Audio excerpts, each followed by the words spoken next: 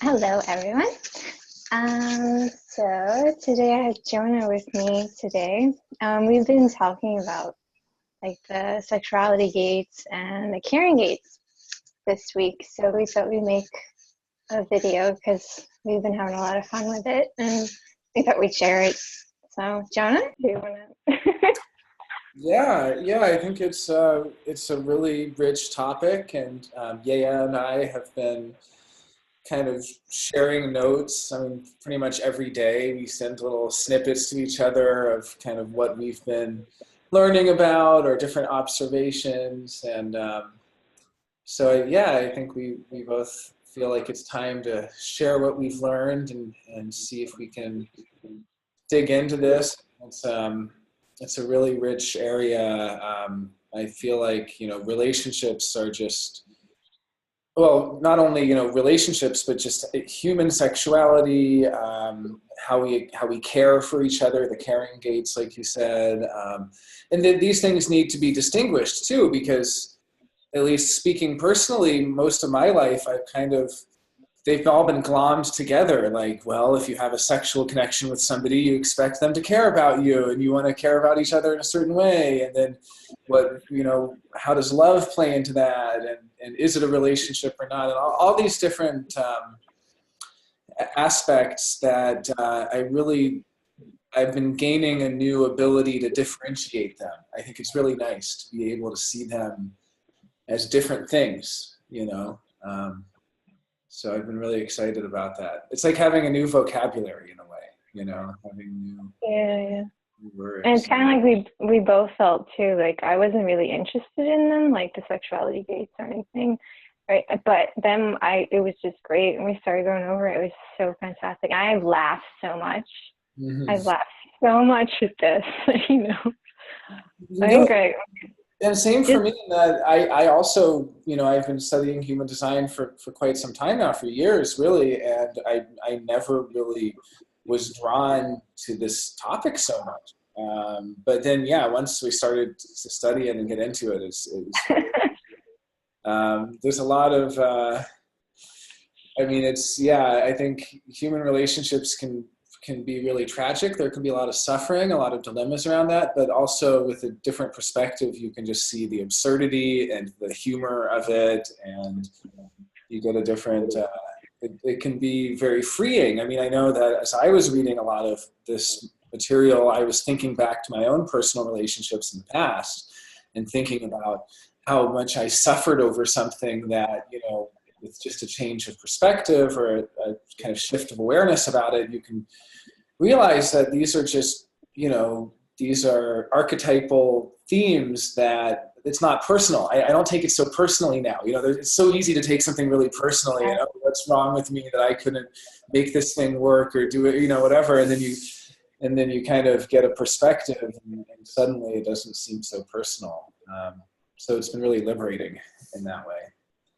So. Yeah, no, that's my favorite part because everyone's so different.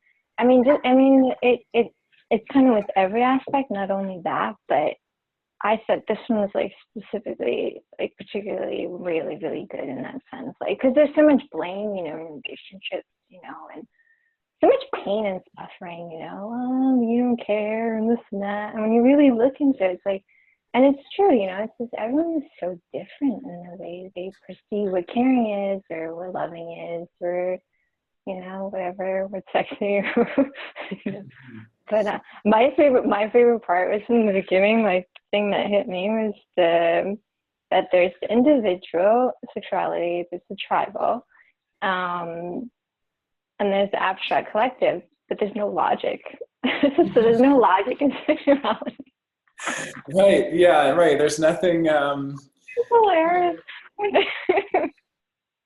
No, it's really funny, and so for our viewers who are maybe familiar with the circuitry, I mean, there's a big difference between logic and collective, and we can go into this more when we go into the gates. But logic is very much about being locked into one thing that it wants to get better and better at, and it wants to perfect, and it wants to analyze. And so someone who has, logical channels it's really correct for them to kind of stop and think about it and try to understand and try to have it make sense. And I mean, in a way that, you know, you see the pattern and predict what's going to happen. And with the collective abstract, the abstract is so much about everything has a beginning, a middle, and end. And the beginning, middle, end. And if you try to stop halfway through it, you actually ruin it. You spoil it. You spoil the moment. You spoil the magic. You spoil the excitement because you're stopping and you're trying to figure it out. And so, I mean, even just that insight that regardless of whether you have collective or tribal or, you know, individual sexuality, that there's something about relationships that they do have beginnings, middles, and ends, and that you kind of have to be in them and just experience it for what it is. Like there's some kind of deep wisdom there that you can't apply the logical mind there. It just doesn't work. You can't predict what's going to happen and figure it out ahead of time and hedge your bets and have a clever strategy. It doesn't work. That's not how relationships work. You know, all relationships are meant to be kind of immersed in and experienced in some way. So yeah, that's a really good point. That is so like, yeah, I kind of cracked up too. I was like, so wait, there's no logic in any of it. Like there's no pattern. Yeah.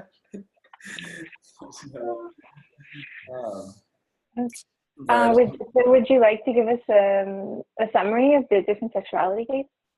Well, yeah. So before the talk, I kind of I have some graphics to show because I figured when we're going into this, I mean, human design is such a visual system, and it can be hard to visualize everything. So at some point, I can screen share. I'll do that in a moment, I guess, because I have these images kind of ready to show. But yeah, I guess as an overview, we can start with sexuality. There's really three aspects to it that I wanted to cover. One is your profile, and whatever profile you are, like you're a 4/6, I'm a 5/1.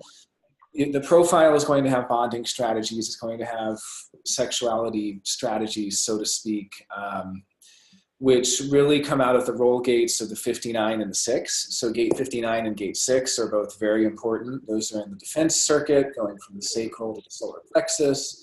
And essentially, for those who aren't familiar with the concept of role gates, it's that, you know, even if you don't have this gate in your chart, because your profile is a certain line, you're going to have a resonance or a continuity with the lines from those gates. So I don't have the 59 or the 6, but I'm a 5/1. I can read about the fifth lines and I can read about the first lines of those two gates. And that's going to tell me something about how I bond with people sexually, how I connect with them. What is my bonding strategy? You're a 4/6, you know, you can look at the fourth line and the sixth line. And then, you also don't have the 59 or the 6. I just checked your chart. And so, you know, neither of us have those, but you don't have to have that gate. Now, if you do have that gate, the line placement there is going to be kind of a secondary theme, so that's going to be relevant too. But I would imagine for most people, they're not going to have that. And so that's the first thing I wanted to do. There's three things really about sexuality, and then we can cover the other topics, kind of caring, maybe we can go into the love gates.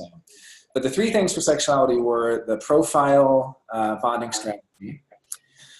The second one was simply the difference in circuitry, so which you touched on. There's individual, tribal, and then there's collective, which only has abstract. There's no logic. And so depending on which gates you have of those, you'll bring different things to a relationship. And I feel like everybody gets to experience all the themes. It's just that we don't necessarily experience all the themes in every relationship. You know, we might have some relationships that really carry the theme of the tribal. We might have other relationships that really carry the theme of the collective or really carry the individual. And also, if you have all three of those, if you have gates in all three of those, you know, you're going to be having all these different kinds of relationships where each relationship you enter into, you're bringing these themes. And so there's a potential to be able to experience a tribal theme, an individual and collective theme. But someone like me, I only have individual sexuality gates. So I can still experience a tribal relationship. I can still experience a collective relationship. And we'll talk in a moment about what these are. What does a tribal relationship look like? Yeah. So I can experience those, but I'm not necessarily bringing those to a relationship. So if I'm in a relationship with someone else who just has individual gates, neither of us is really bringing to the table this tribal thing or this collective thing. Those aren't going to be the key themes. But, I do want to get across that everybody gets to experience, even though we only have certain centers activated, certain gates activated, we experience all 9 centers and all 64 gates one way or another. So everyone is going to know what it's like for an individual relationship where you're just, the passion or, the collective relationship and the excitement and the adventure, or the tribal relationship and the support and really being supported and having your needs met. These experiences are universal experiences that are open to all of us. So we're all going to, be able to experience those. And so then just the last part of the sexuality was just to actually look at some of the gates themselves. And I don't know how much time we're going to have to go through. I think there's 15 gates total. There's quite a few. I don't know if we'll be able to go into depth with them, but we could talk about a few of the gates and kind of start, how would you do an analysis looking at your own chart or looking at the body graph of somebody or your partner maybe, and understanding the themes that are there in the gates that are activated. Mm-hmm. So please go on. Yeah, let's do that. Maybe we'll leave the caring gates for another time, so that way we can particularly focus on like the sexuality and not like, we'll see how it goes, yeah.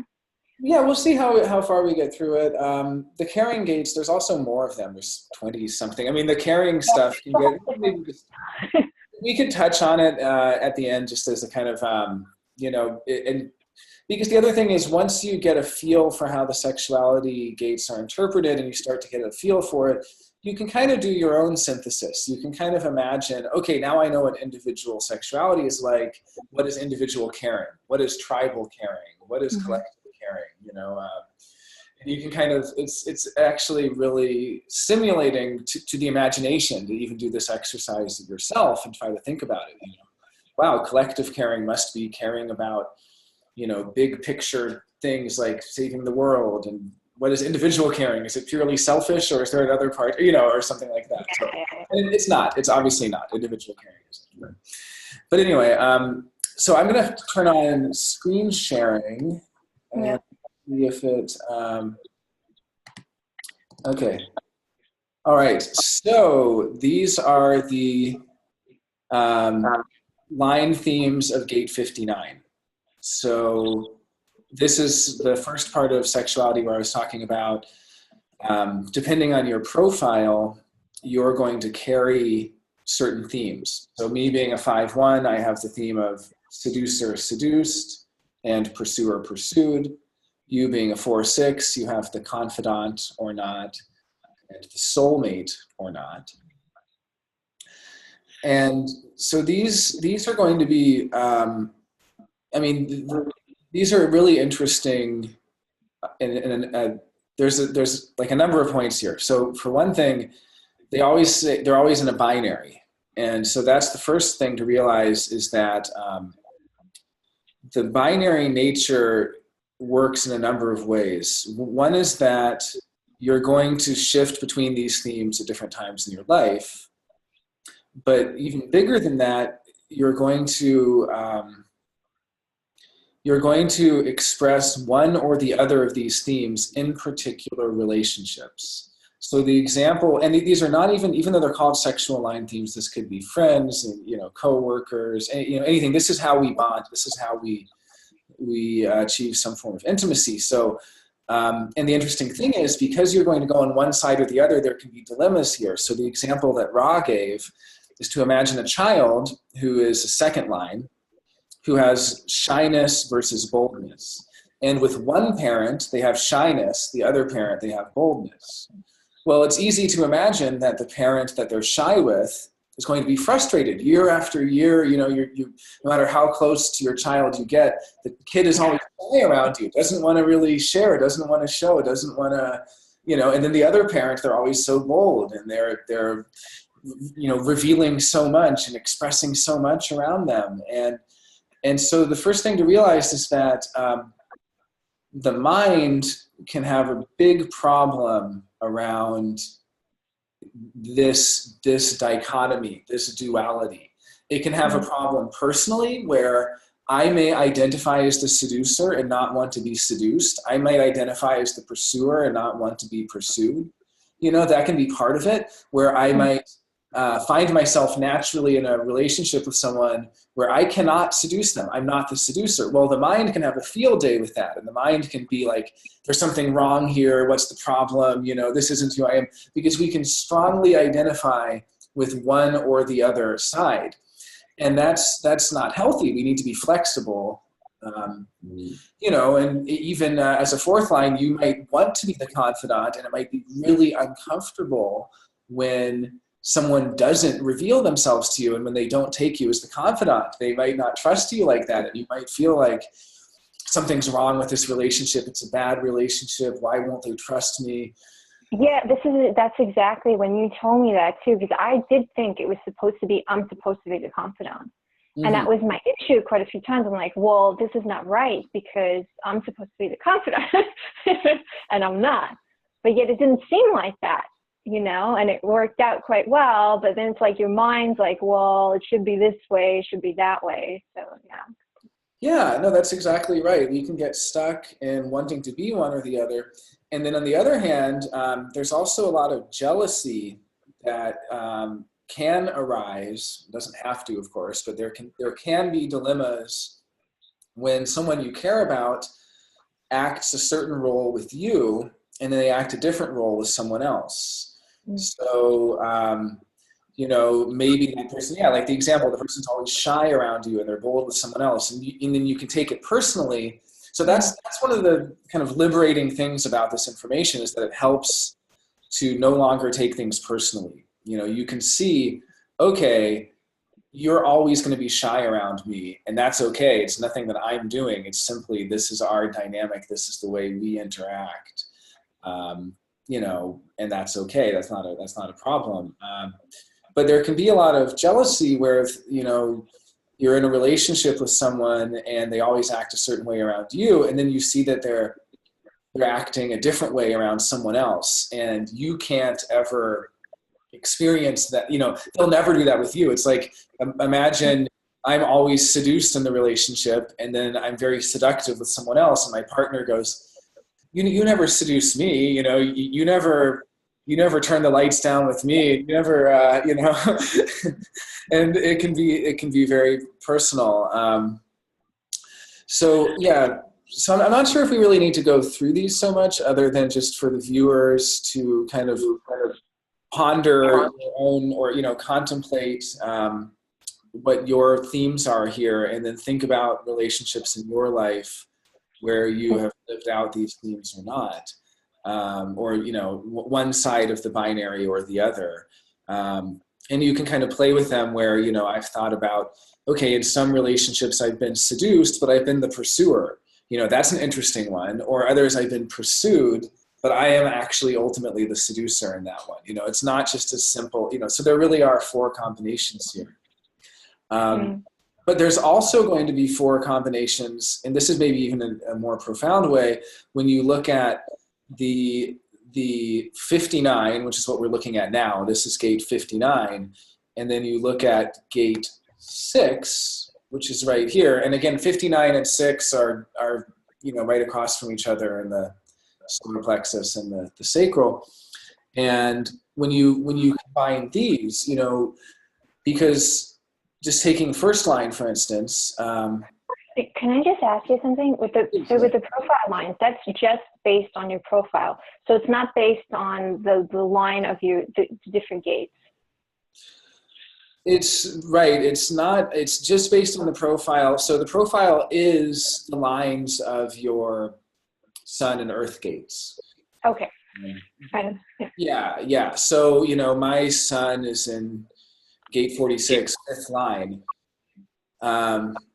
My earth, so okay, so the the two, so I'm just going to go between these. So the 59 here and then gate 6, what you can do is you can actually, or I wonder if I can actually put them next to each other. All right, let's see. Wait, no, that probably isn't going to work because it's only sharing this one batch. So that's okay. So the thing I was going to say though is like just looking at line 1, for instance, you actually have, in the interesting thing where you have, with gate 6, the theme is weakness versus strength. And because this is on my design level, this is going to be my body. This is going to be physical. That's the other thing to keep in mind, is that because I'm a 5-1, my 5th line is going to be my personality. So my personality is going to be the seducer or the seduced, along with the selfless or the selfish. But my body or my design is going to be weakness versus strength, along with pursuer or pursued. And this can be a little unusual to think about, because what does it mean for my body to have a different theme than my mind?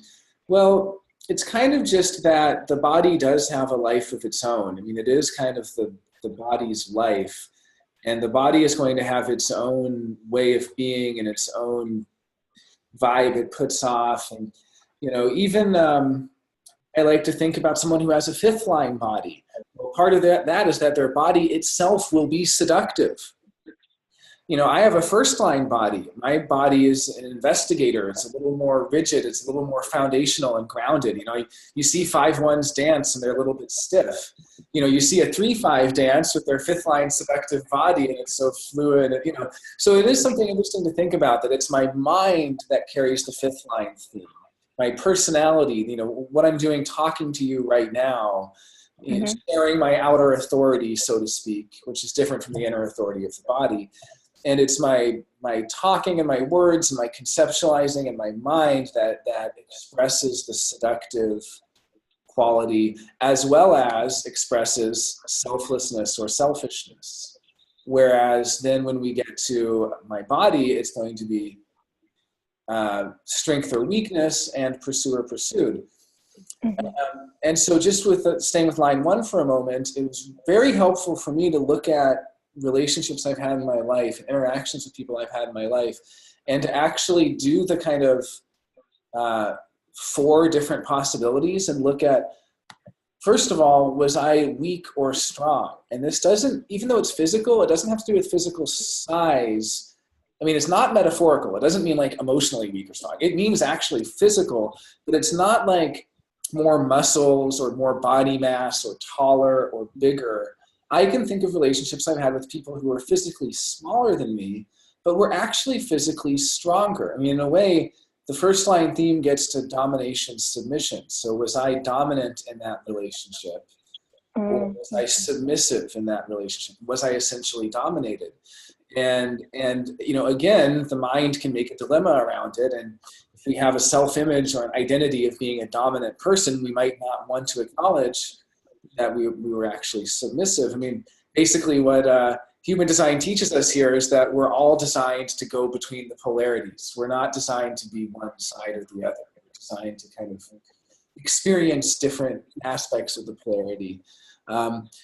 So for you, you know, you might, having a 6th line body, you might look at relationships where your body itself was very sympathetic, or your body itself was apathetic, meaning the body didn't have the energy. It had apathy. It didn't have the energy to really move and to go to the other person or to be involved with the other person in that way. And that's fine, you know.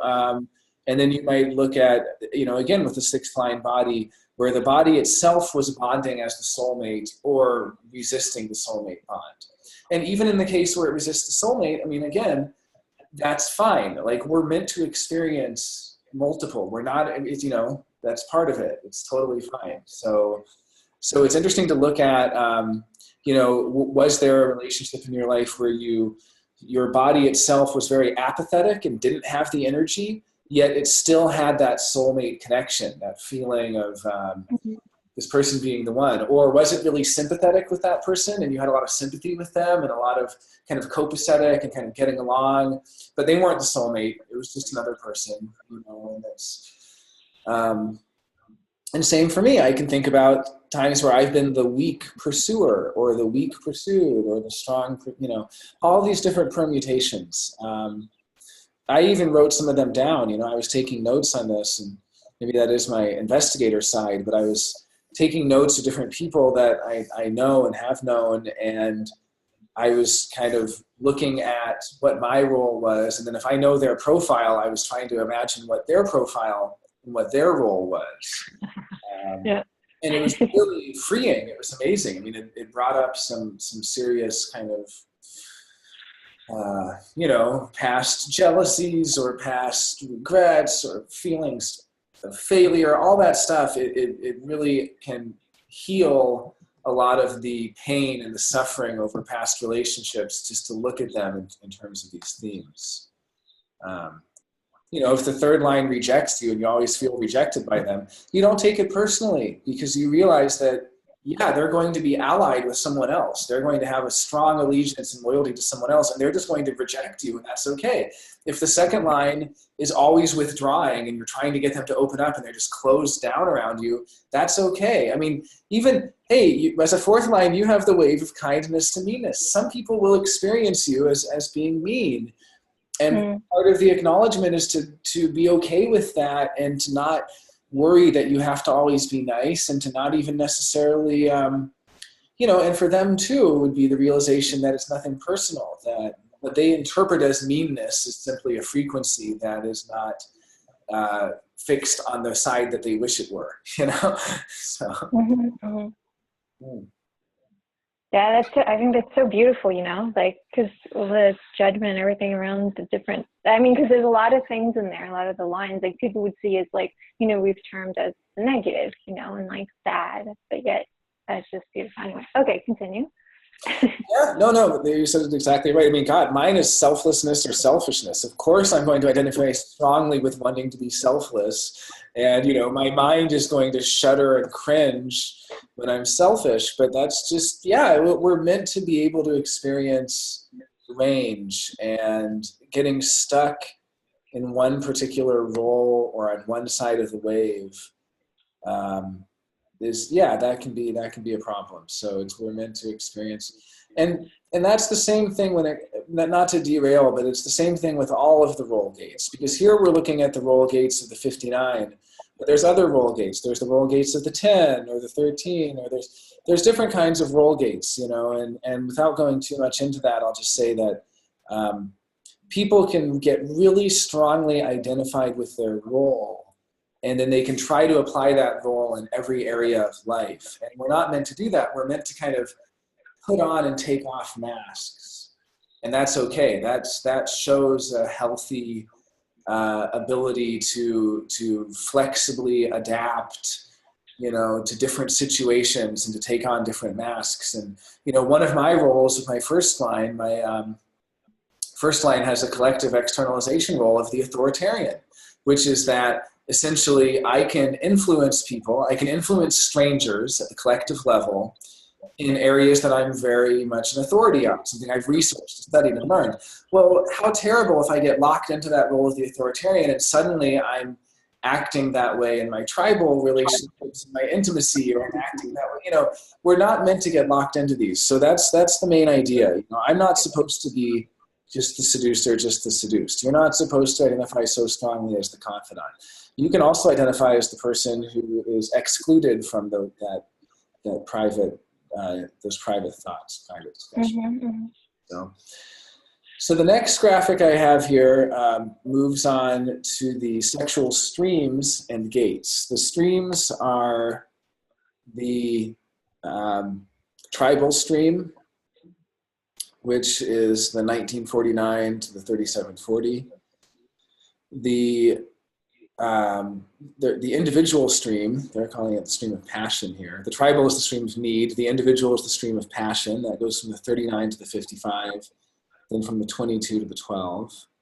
And finally, the collective stream, the 4130 to the 3635. And that's the stream of desire. And yeah, so do you have anything that you'd like to share about these, or anything that you did you feel a special connection to any of them in particular, or did you?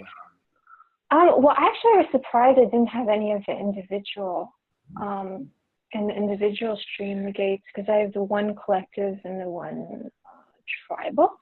And I mean, but the more I looked into it, like you helped me with that. Like, I mean, especially with the 40, I was like, really? Like, I don't see that at all. But yet, then I really started to see like with different aspects in it.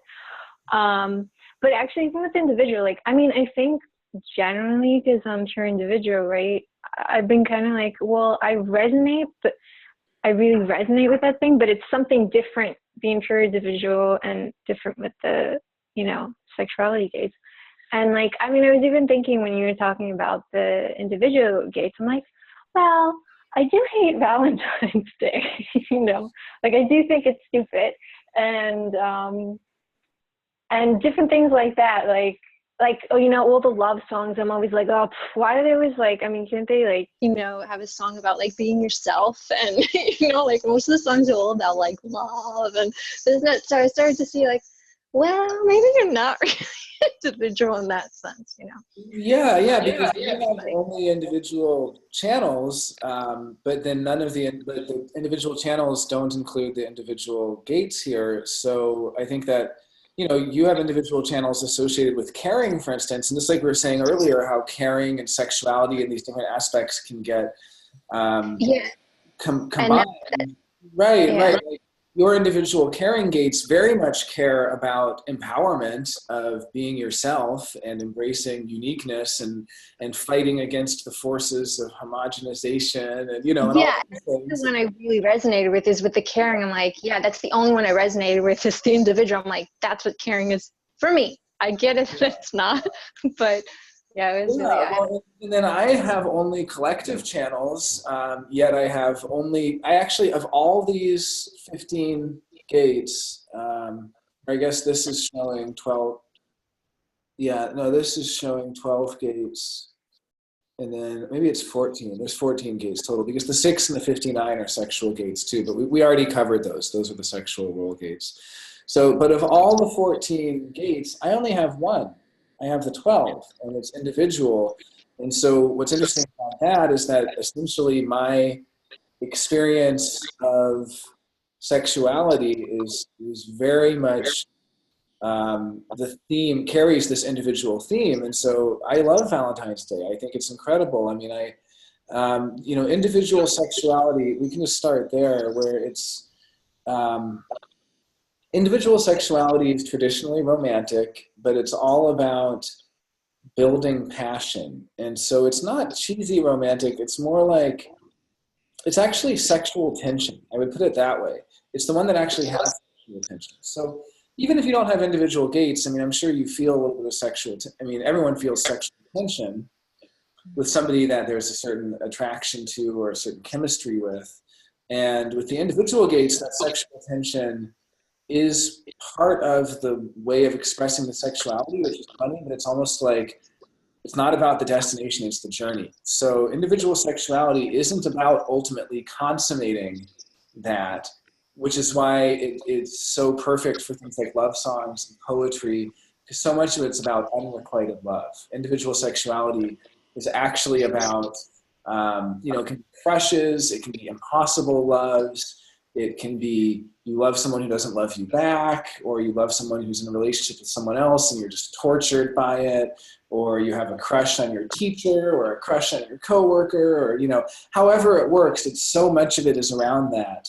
And so much of the sort of the way that individual sexuality expresses itself is through language and through sound and through the auditory, through the acoustic.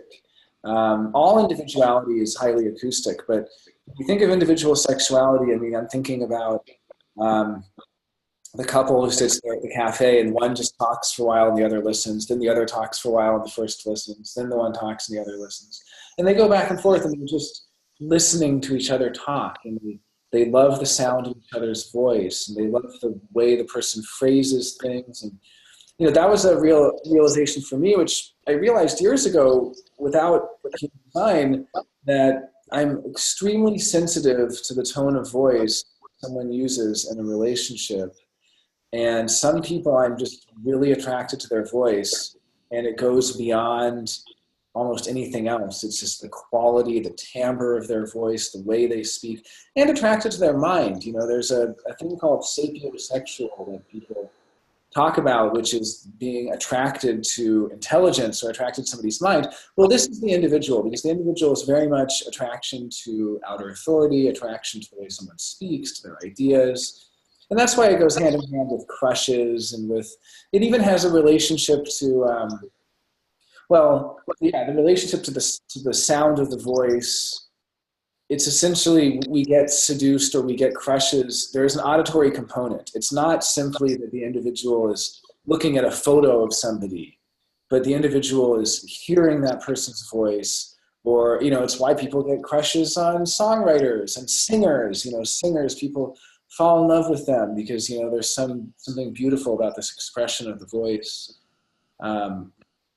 So there's a lot to say about the individual. One interesting point is that at a macro level, all of humanity is evolving towards individual sexuality from tribal sexuality. And so there's this mutation occurring in 2027, in 9 years. And the mutation, of course, it's not going to be instantaneous. It will take a time. But what that date marks, you know, February 15th, 2027, marks the shifting of the age, basically according to the precession of equinoxes. And, you know, without getting overly technical about it, this is similar to what in astrology they talk about, the shifting from the age of Pisces, you know, to the age of Aquarius. Well, in human design, there's the precession as well, which shifts into different incarnation crosses. And we've been in the cross of planning, which is very tribal. And so for the past 400 some odd years, we've essentially been in a place of tribal sexuality where still in many parts of the world there are arranged marriages. I mean, it's falling away, it's breaking down, but it's only very recently, when we've entered the very last part of the cross of planning, starting in the 1960s, that we started having notions like free love and these different levels of expression. And, you know, the idea is that we're actually moving towards individual sexuality where people will be more interested in each other, in their mind and their voice and the way they express each other. And physical sex will be less a part of it, and so will reproduction. And it is interesting that already in some societies, like Japan, for instance, we're seeing a big reduction there. So yeah, so individual sexuality is really interesting. I mean, it's not about the physical at all. I mean, it's that film Her, where a man falls in love with an artificial intelligence that is really just a disembodied voice talking to him.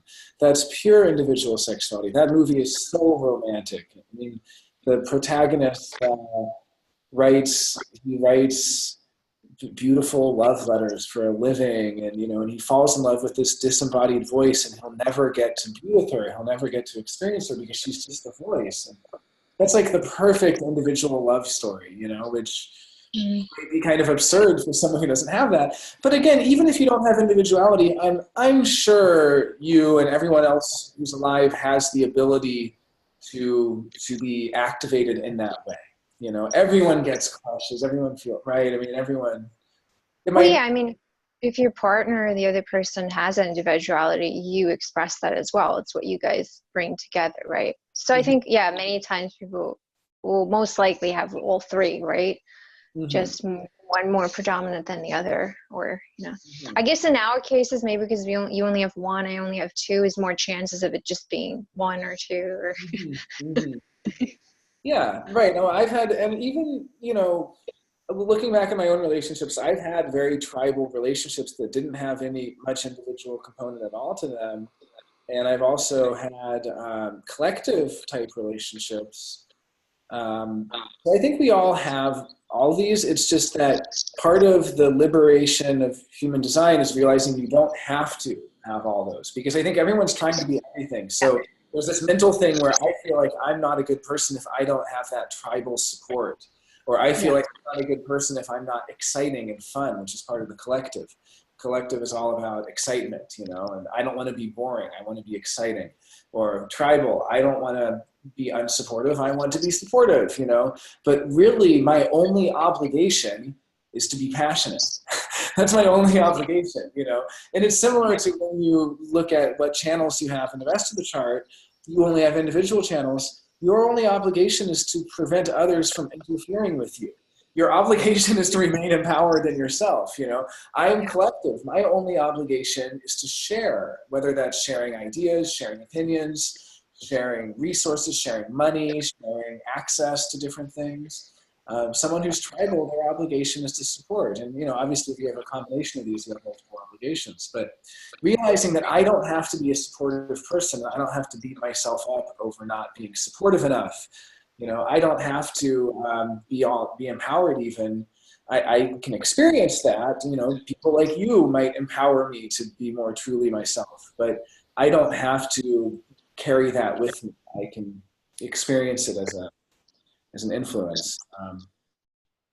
So that was really liberating for me. But yeah, I feel like knowing that I have individual sexuality, I also started to realize it's okay. There's nothing wrong with unrequited love. It's okay when you love someone or you're attracted to them or drawn to them and they don't reciprocate, because that is part of the passion of the individual, which can lead to creativity, can lead to deep melancholy as well. I mean, all the drama, people talk about dramatic relationships. Oh, that relationships, I don't do drama. That's too much drama.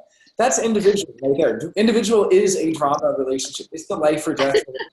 It's literally the people who say, you give me a reason to live, I would die without you. You know, that's individual right there. Ah, okay. Yeah. See, I don't resonate with that. Yeah, maybe I'll just go. Self, you know. And I mean, that's the thing, like, you know, and I've had relationships with men that are like that with me, you know, and like, I didn't like judge it in that sense. It's not me to say that, you know, that, oh, I'm going to die without you. I need you, you know. It's like, no. But, There's some other peculiarities about the individual. I mean, one is that it is very self-oriented or self-absorbed, and this one just made me laugh so much that the individual. So each type of circuitry has its own way of judging if the relationship is good or not. You know, tribal is going to judge if the relationship's supportive. Collective is about excitement. Is the relationship boring or is it exciting? You know, is it something new and interesting and exciting and fun? Well, the individual has a really funny yardstick. It's completely self-absorbed in the sense that it looks at themselves and they just say, am I happy or am I sad?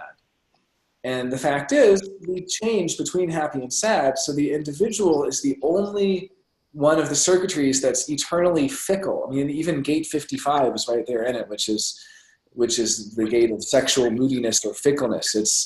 It's one day you know that the right relationship's good, the next day you know that it's bad, the next day you don't know if it's good or bad, and the knowing it's on this pulse and it's constantly fluctuating. And so, you know, realizing that I've literally had so many times in my life I've been like, this is a good relationship. Well, I'm happy, therefore it's good. Or I'm sad, therefore it's bad.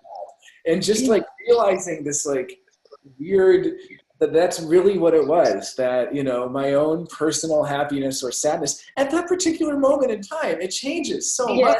You know, I can be happy so I just got a raise, or I can be sad so I just got some bad news, and suddenly the relationship is no longer a good relationship for me. And so the individual is very fickle.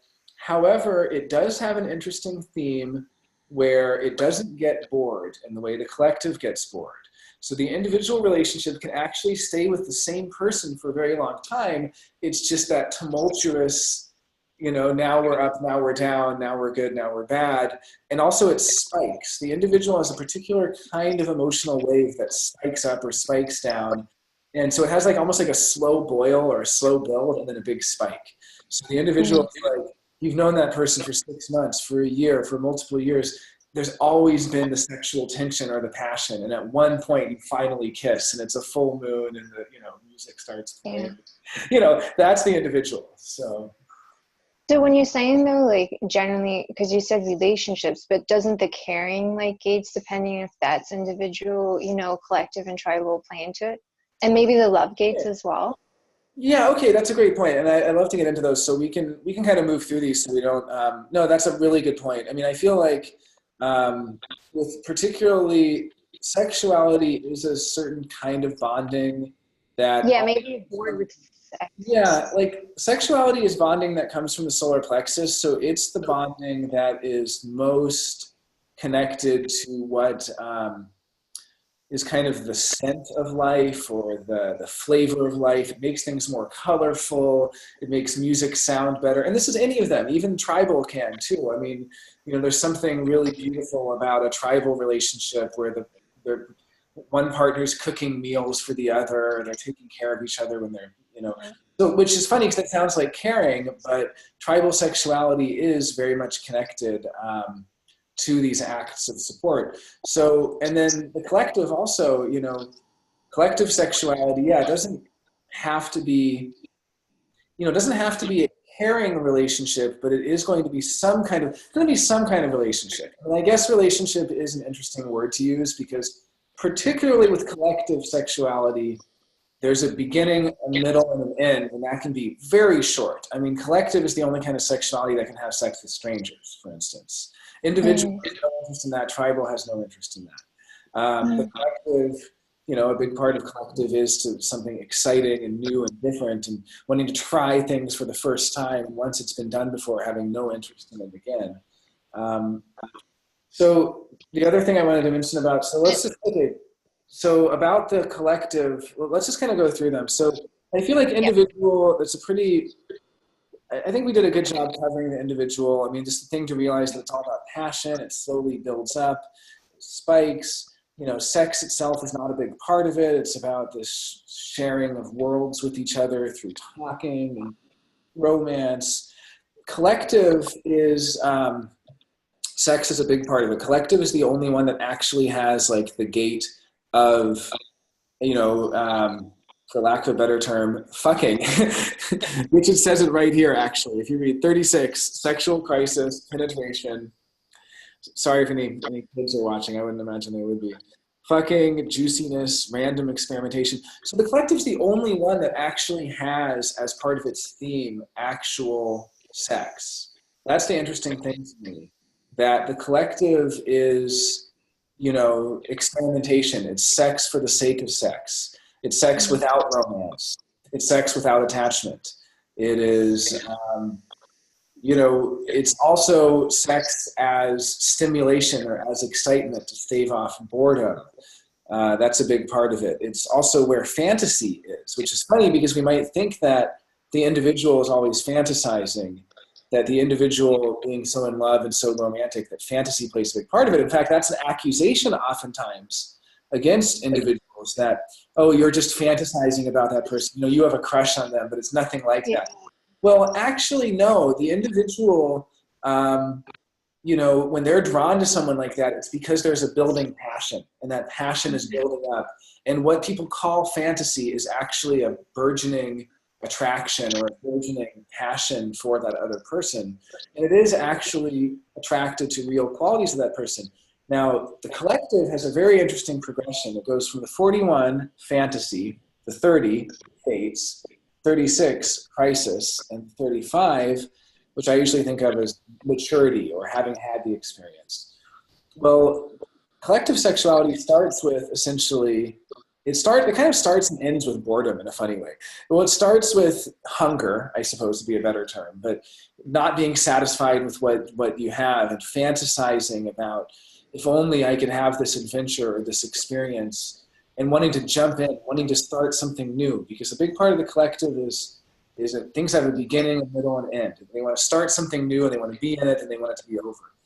So the 41 really just is yearning. It's just pure, unabashed yearning. It's like, I live in a small town. I want to date someone from the city. The collective is the only one. People sometimes talk about dating people of different ethnicities or different cultural backgrounds, which sounds absurd to me. As an individual, it's all about the romance, and it has nothing to do with where the person's from. The collective is the kind of person who has a checklist, and they want to date one person from every country. I mean, that's, it's something new and different. So, yeah, and it's funny, even just talking about the collective, like, it's a little bit hard for me to get the same passion that I feel about, I don't want to knock it all of these are good. Like the tone changes. When I talk about romance, I'm just like, oh, like love. And then I talk about the collective and I'm like, they're all just degenerates out there.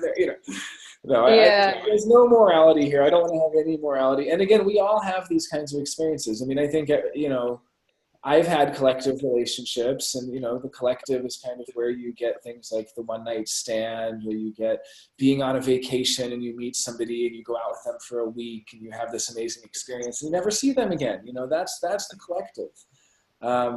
Everything has a beginning, a middle, and end. Now, this is not to say that the collective cannot have long relationships. It's simply the advice that Ra gave to someone who had the 35 and who also had the electromagnetic with their partner who had the 36. His advice was essentially, you have to keep it fresh. You have to keep it exciting. I mean, you see all these magazines in the supermarket, how to keep your sex life exciting. That's written for the collective. It's the collective that cares about this. The individual doesn't have to do that. They have the passion. The tribal doesn't have to do that. They have the long-term support. The collective needs to keep things exciting. I mean, Ra's joke was, once you've had sex on every flat surface in your house, it's no longer interesting to have sex at home anymore. So you have to start for the collective. They have to, go on trips and go on, trains and go on. So that's what the collective, but the collective is also, there's something deeply human about it. It's the most human in the sense that it's the human experiential way. And it's the same yearning, the same desire for new experiences, for new sexual experiences, that is also behind the desire to climb Mount Everest, the desire to go to the moon, the desire to, achieve new, to explore, to discover new undiscovered lands. I mean, that's what the collective's about. So there's a really positive side of it too. I don't want to just say it's juiciness and random experimentation and, yearning, these terms here. I don't know. Go ahead. Yeah, I don't know. When I look at them, like seriously, all of them, I mean, none of them resonate with me in a way, because I see them all as, I don't really see any of them as really, I think they're all selfish. In a sense, it's not selfish in a bad way though. It just is, it's just mechanical. I don't think one's more loving, let's say, than the other. It's for the person, right? It's not really about the other. Really. Well, it's funny that the collective, selfish is an interesting one, because the individual is the one, like I think of the poet Rilke, where, Maria Rilke, he famously said, I love you, but it's none of your business. And that to me is very individual, and almost even more selfish in a way, that like, I'm going to keep my love for you so close, none of your business. The collective, I can see how it seems selfish in that they're not really interested in romance. They're not really interested in, that romantic experience of, climbing to new heights of passion with each other. They're not interested in the tribal connection, which is being supportive for each other, because the tribal is, frankly, going to weigh them down, and they're going to feel trapped and claustrophobic.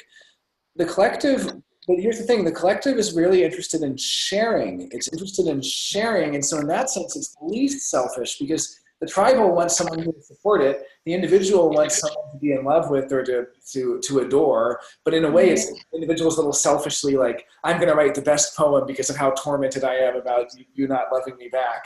The collective, and the other funny thing about the collective is that energetically, Ra said that they have the most sex because something in their frequency, and it makes sense to me, says, I will share this with you. We have an experience we can share together. We have an adventure we can share together. It's the one that's about sharing experiences and sharing adventures. So if you want to travel with a collective person. You'll have a blast, First you fantasize about where you want to go, the 41. Then you get there and it's nothing at all like you expected, the 30. Then you have a crisis, the 36. Then finally you make it through and you have the 35, which is the ability to look back on the experience and to enjoy having had that experience and having, to be able to extract things from it. So, it's a little tricky for me. It's also funny that, I have only collective channels in the rest of my chart, but I have no collective sexuality. So I feel like I really understand the collective desire to share and the collective desire to have experience with other people. But when it comes to sexuality, I'm just like a hardline romantic where it's like almost absurd to me to think that, you know, because for me it's about the height of passion. That's all I'm really designed for, is to experience those heights of passion. But for the collective, that would be so boring. They're like, you've been, that's the other thing that's really, collective people tend to be finished with relationships when they're done. They tend to just be done with it. Everything has a beginning, a middle, and end. The relationship's over, there's no going back. That's something that's very hard for me. The individual doesn't finish with things. You know, the individual falls in love in high school and still loves that person as an old man or woman. You know, the individual is very, you know, it is that the potential for lifelong love and for loving something about a person that never changes. And the collective, I suppose, has that potential, but it's way more about having an experience that's a beginning, a middle, and an end. And that's a part of it. And once it's over for them. And that's really hard for me because I've been in relationships with people who have collective, and the relationship's over. And I say, well, I still love you. You know, I'm still attracted to you. And they say, well, that was then, this is now. It's over. You know, we had a beginning, we had a middle, we had an end. So. I wonder how much that comes in though, like if you're purely collective, I'm purely individual, you know, in those different aspects, in the sexuality gaze, the caring gaze, love gaze, you know, because like I really resonate with individual as well, you know, in that sense, but in certain aspects. Yeah. So maybe, you know. No, I totally get that. Also, you're being an individual, you're going to, you know, have certain kinds of relationships where you're more empowered, perhaps, than someone who doesn't have that individual circuitry, and where you can mutually empower each other. That is a really good point, you know, that me being collective, wouldn't I want to go on adventures with people? Well, yeah, I just feel like when I'm really attracted to somebody, like, so, like, even at a cellular level, like when my body is just going crazy with like attraction for that person, it's because there is this passion there, there's this sexual tension there that's palpable. It's not that there's excitement. That's the other thing. The collective sexuality, you get really excited. With individual sexuality, I might literally not be excited whatsoever. Like, oh, great, I have to see this person. But there's such a tension, I can't stay away. You know what I mean? It's not like, oh, this is going to be so fun, this is going to be so exciting. It's almost like I'm dreading it. Like, part of me is like, this is going to annoy me, but I can't stay away from this person because I'm so drawn to them and I'm so attracted to them. So, yeah, so it is nice to synthesize them and yeah. Do you want to? It's so interesting. I love it. Do you want to go on the tribal, maybe? Yeah, well, let's kind of, we've been touching on it as we go, and then we can move on to the rest of it and kind of keep going. But the tribal is all about support. It's about having each other's needs being met. The tribal is also not about sex in the traditional way we understand it. Sex is part of the bargain. So for the tribe, it's essentially, you know, we will have a bond, we will support each other, this is our commitment, this is our agreement, and you know, we have sex twice a week or something as part of that, to have our needs being met. You know, like, it's really like this stable kind of thing. These all have really interesting stories too. I kind of did it with the collective, where the 41 is the fantasy, the 30 is the fates, 36 is crisis, 35 is reflect back on that. I didn't really do it on the individual, but that's okay.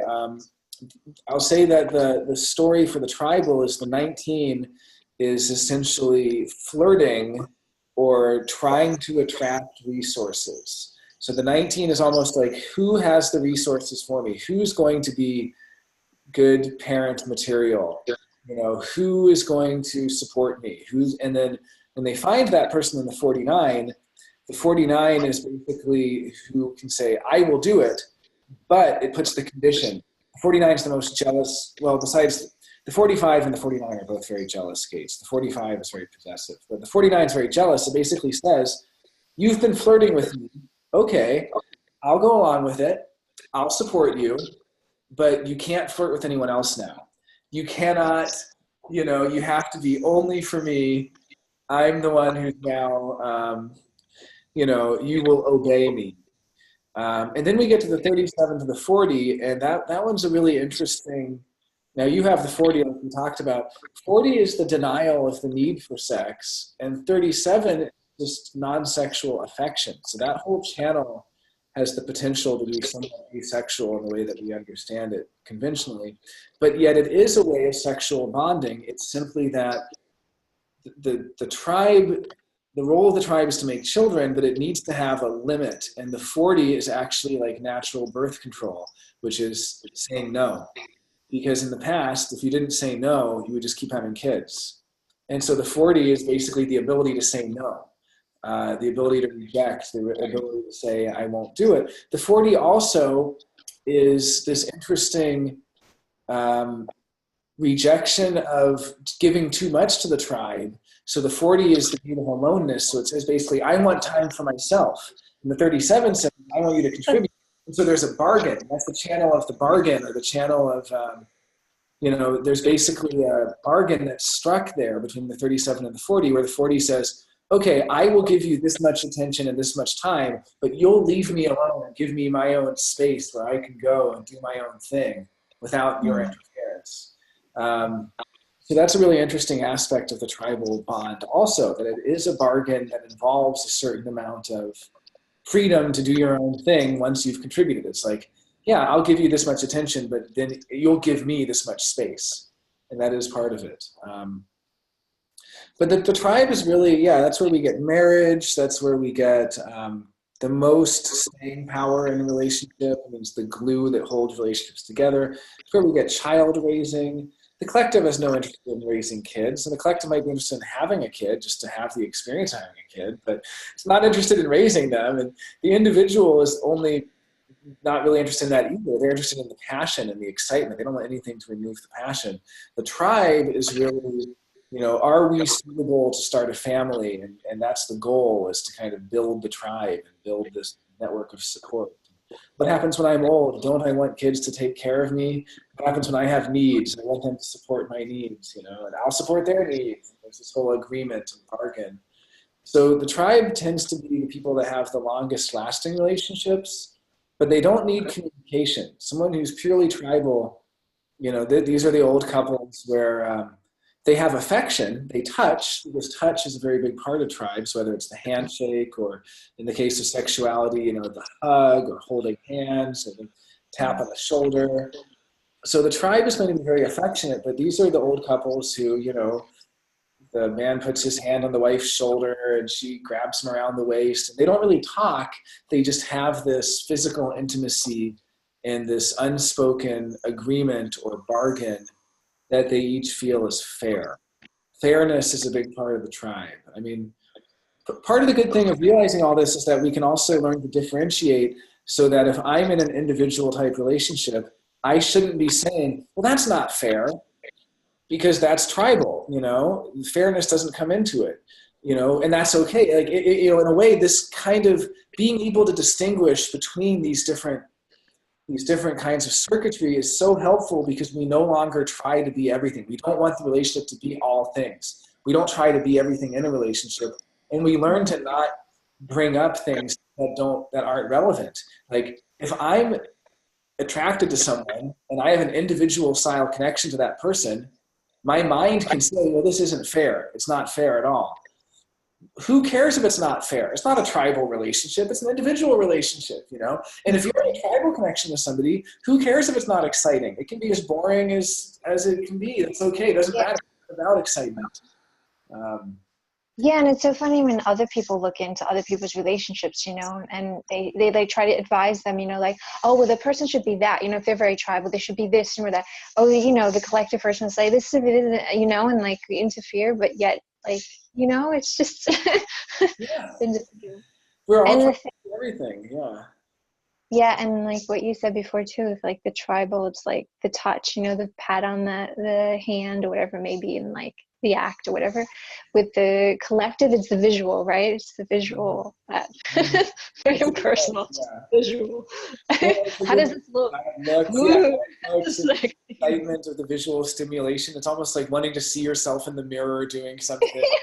The visual are probably the ones making all the sex tapes, So funny. I'm going to the internet. I'm going to share this video on the internet. You guys won't believe this. We were in a hot air balloon. We were skydiving, and yeah. So the collective gets. I have one more graphic here. This is essentially the same graphic, but it has a little more detail to it. Yeah, I think we pretty much went through this, though. It's really, it's the.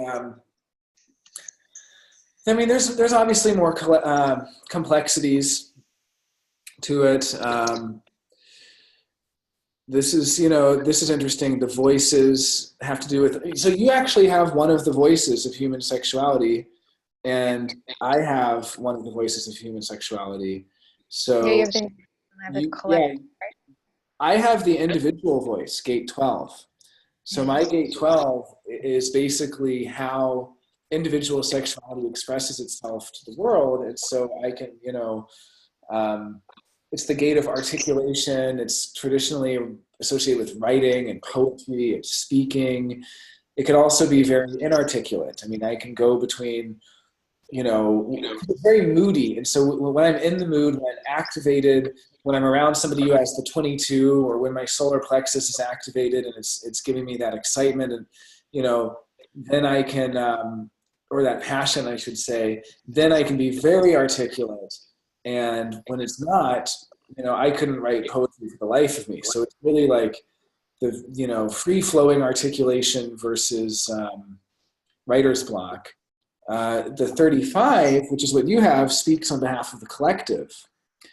And so it's also feeling. So the interesting thing about 35 is it's the one that says, I feel. I feel this way, I feel that way, or you make me feel. So some examples of the 35, you make me feel this way or that way. You make me feel good or bad, Oh yeah, that's funny. So yeah, and the 12 I always think of as, here they're saying the 12 can talk about whether I am happy or sad. Like I am happy being alone, I'm sad being alone, I'm happy being, these things. But when I see the lines here, this would be the profile line. So the 5th line can be very strange, can be an outsider. So I might say I'm very happy being strange, or I'm very sad to be strange. But the other thing I think of gate 12 is that it's, it's the gate of caution, and it's about caution versus abandon. So my modes in a relationship will be very cautious and very careful until that moment of abandon where I give it my all.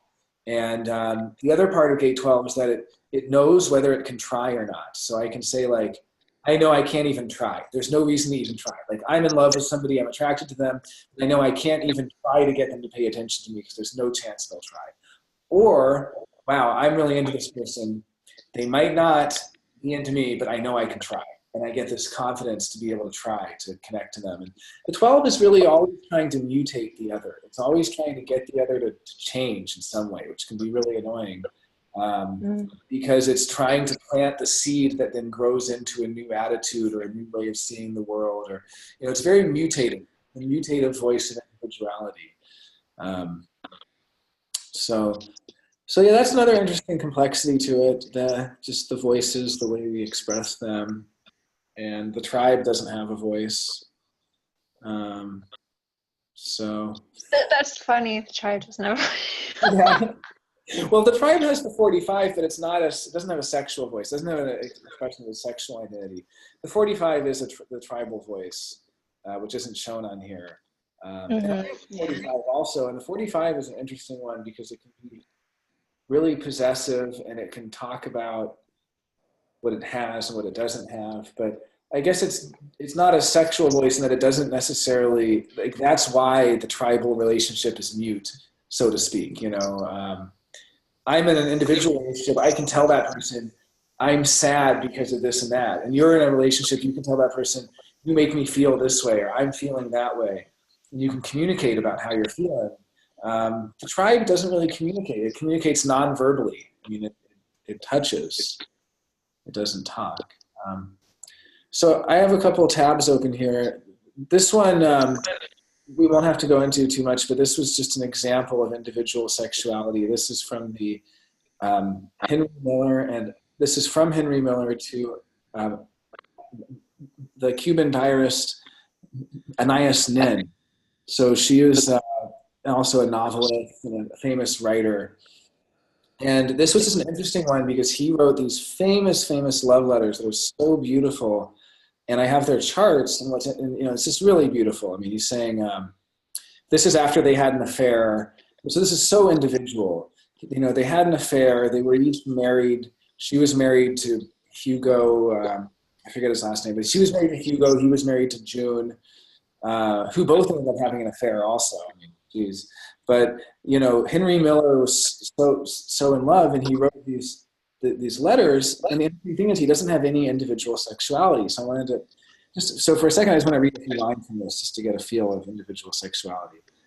I came away with pieces of you sticking to me. I am walking about, swimming in an ocean of blood, your Andalusian blood, distilled and poisonous. This is so intense, right? How did it seem to you when Hugo came back? Was I still there?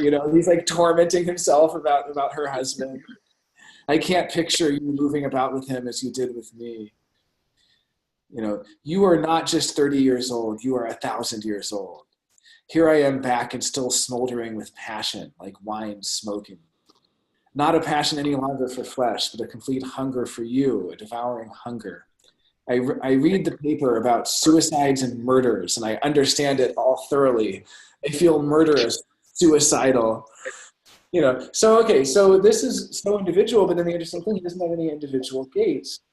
But she does. So this is Anais Nin's chart. She has the 55 and the 22.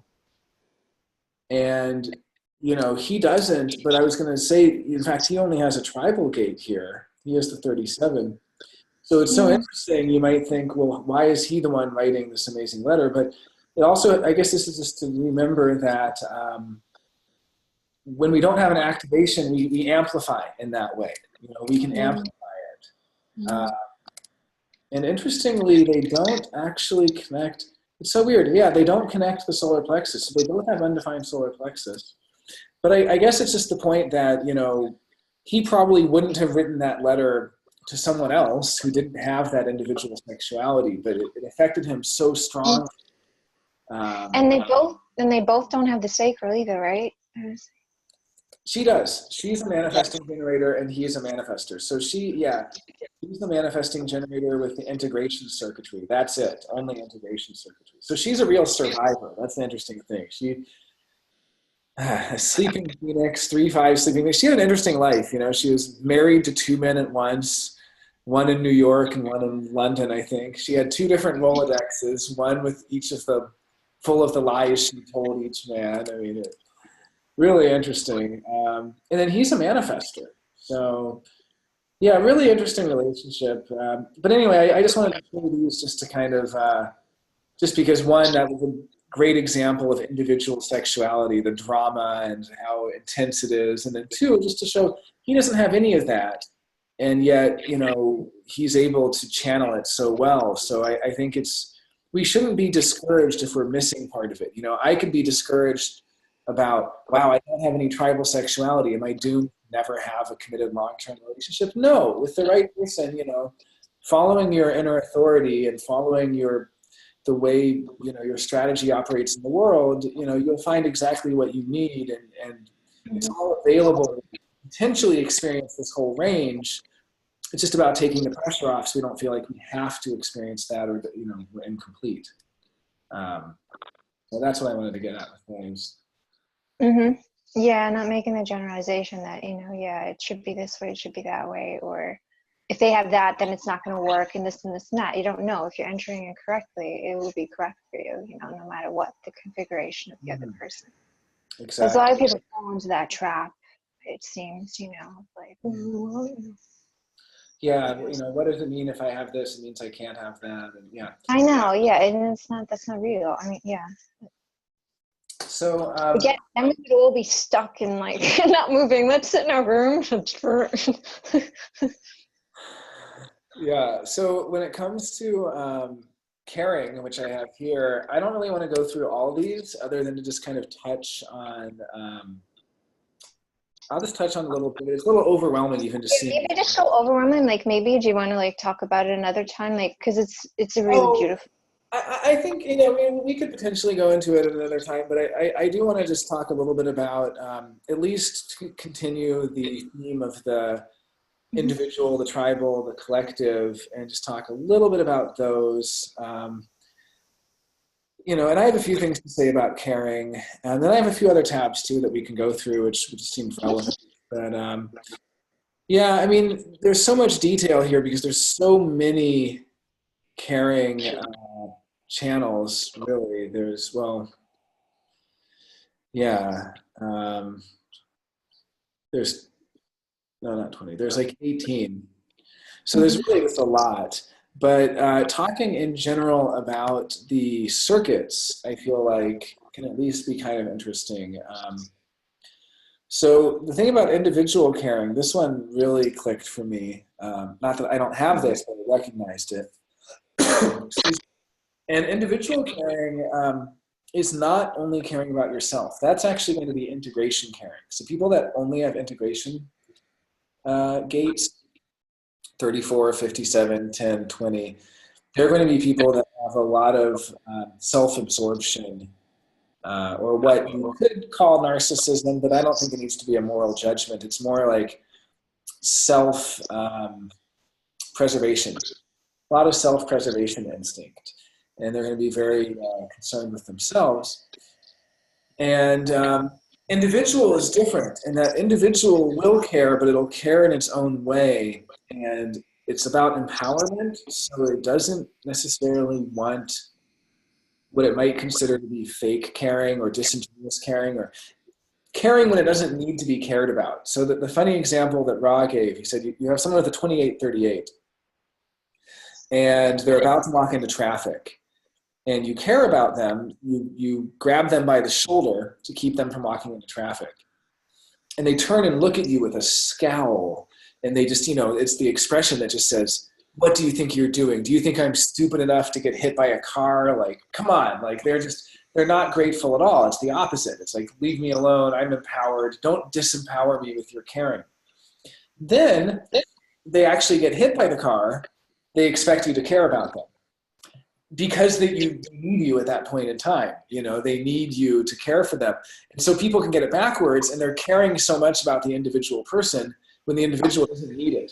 They basically, the individual is feeling angry and bitter about, you know, or whatever the case may be, frustrated, you know, why is it you're caring so much about me? Like, in a way, it's like diminishing me or disempowering me. Then the individual actually has something happen where they need to be cared for, but the other people just say, I told you so, you didn't listen to me, you didn't want me to care about you, you know, so they get it backwards and it can be a real dilemma. When if you really want to care for an individual person, you don't care at all unless they need you. That's the first question. Do they need me to care about them right now? Do they have an illness? Okay, then I'll care. Do they not have enough money and they're starving? Okay, I'll buy them some food. But, you know, making them a care package when they don't need it, right? I laugh so much with that one because it's so true. I mean, it's so true. I felt so recognized and like, thank you, Ra. And I actually laugh so much about that example because I've had that so many times. I get so bitter if someone does that to me when we're crossing the street. Mom used to do that sometimes to me, sometimes, you know, friends, you know, and they care, but it's like suddenly I just switch. I'm like, excuse me, like, do you not think I can cross the road? Like, what are you grabbing my hand for? It's so true. And then I would always like also look at myself like, why do I feel that way? You know, like, why are they, you know, they caring, but just mechanically, you know, whatever, you know, physically it was like bitter. Like, no, that's not caring. So I thought that was really funny because exactly that example is exactly my experience so many times with that. I thought that was No, that's, yeah, that one I connected to. Not that I personally experienced that, but I've done that with other people. I've been chastised for caring too much about someone who has a 2838 or who has the, you know, one of the individual ones. So yeah. And yeah, I think generally with the, well, I'll let you finish what you're saying and then I'll start. Oh, yeah. So well, I mean, I think the individual, that was interesting to me, was just about how individuals care and how it relates to empowerment in a way. And it's intuitive caring, as it says here. And then the tribal, I think, was the easiest one for me to understand because it was essentially how I oftentimes think of the tribe anyway, about support and about, showing caring by being protective in certain ways. Or, I mean, you can see some of the tribal keynotes here. Seeing what others' needs are and obeying them versus ignoring them. Like, I don't care, so I'm going to ignore. Okay, I do care, so I'll obey. So the tribal was kind of easy to understand because it's more like what people conventionally think of as caring. Just kind of, it's about supporting each other and meeting each other's needs. And then the collective was really funny because the collective cares about collective stuff. So the collective is what cares about global warming. The collective is what cares about extinction of animals. The collective is like this impersonal caring that, and it cares about inefficiencies, and it cares about wanting to improve things, make them better. So yeah, so they each kind of have a different domain where the individual, has a very different way of expressing caring for each other, which is a very individualized, idiosyncratic way of caring and expecting caring. And then the tribal is a little bit more blanket in that but it still is very supportive and having each other's needs be met. And then the collective is this total blanket. Like, I imagine like collective caring, like sending Christmas cards to hundreds of people, like, or, like, this kind of impersonal way. Yeah, I was laughing when Ross started. He says, I just have to get something off of my chest. I find the collective caring infuriating. He's like, they care about everything. He's like, how can you care about everything? Yeah, exactly. Right. It's like absurd to think like, why do you care if I like, put this on that side and then compared to over here? Because that's the place it goes. And like, the other thing is collective caring has the most critical channel in all of human design, the 1858, which is the channel of judgment, it's a sharing channel, but what they share is their opinions. And usually their opinions are how something could be made better. I mean, I'm getting to the point where I can predict if someone has this. I played a song I made to someone who has this channel, never seen this person's chart. I played the song and I said, do you like it? And the person goes, the bass was a little too loud and it was a little muddy in this area. And I think that the middle part was like, could have been better in that area. And I was like, wow, I guess you didn't like it. No, it was fine. It just could have been better in this and this. Like, that's like literally just how they talk. Like, hey, they're sharing they care. That means they really care. I mean, if somebody has the 18 really cares, they're going to criticize you. Yeah, I would always see that with them. Yeah, like, how can you criticize, like, or you share something, like, I write something like really that comes out of me, like really, or a poem or a story, it's like so like, oh, and I'm sharing this with you, and they're like, their response is, well, if you do this and you do that, I'm like, whoa, and you're like thinking like, oh my God, like, you don't care at all. Like, but yeah, there you go, that's caring too. That's their caring. Yeah. I think that's what I found when I was going over all of them. None of them seemed really like caring to me.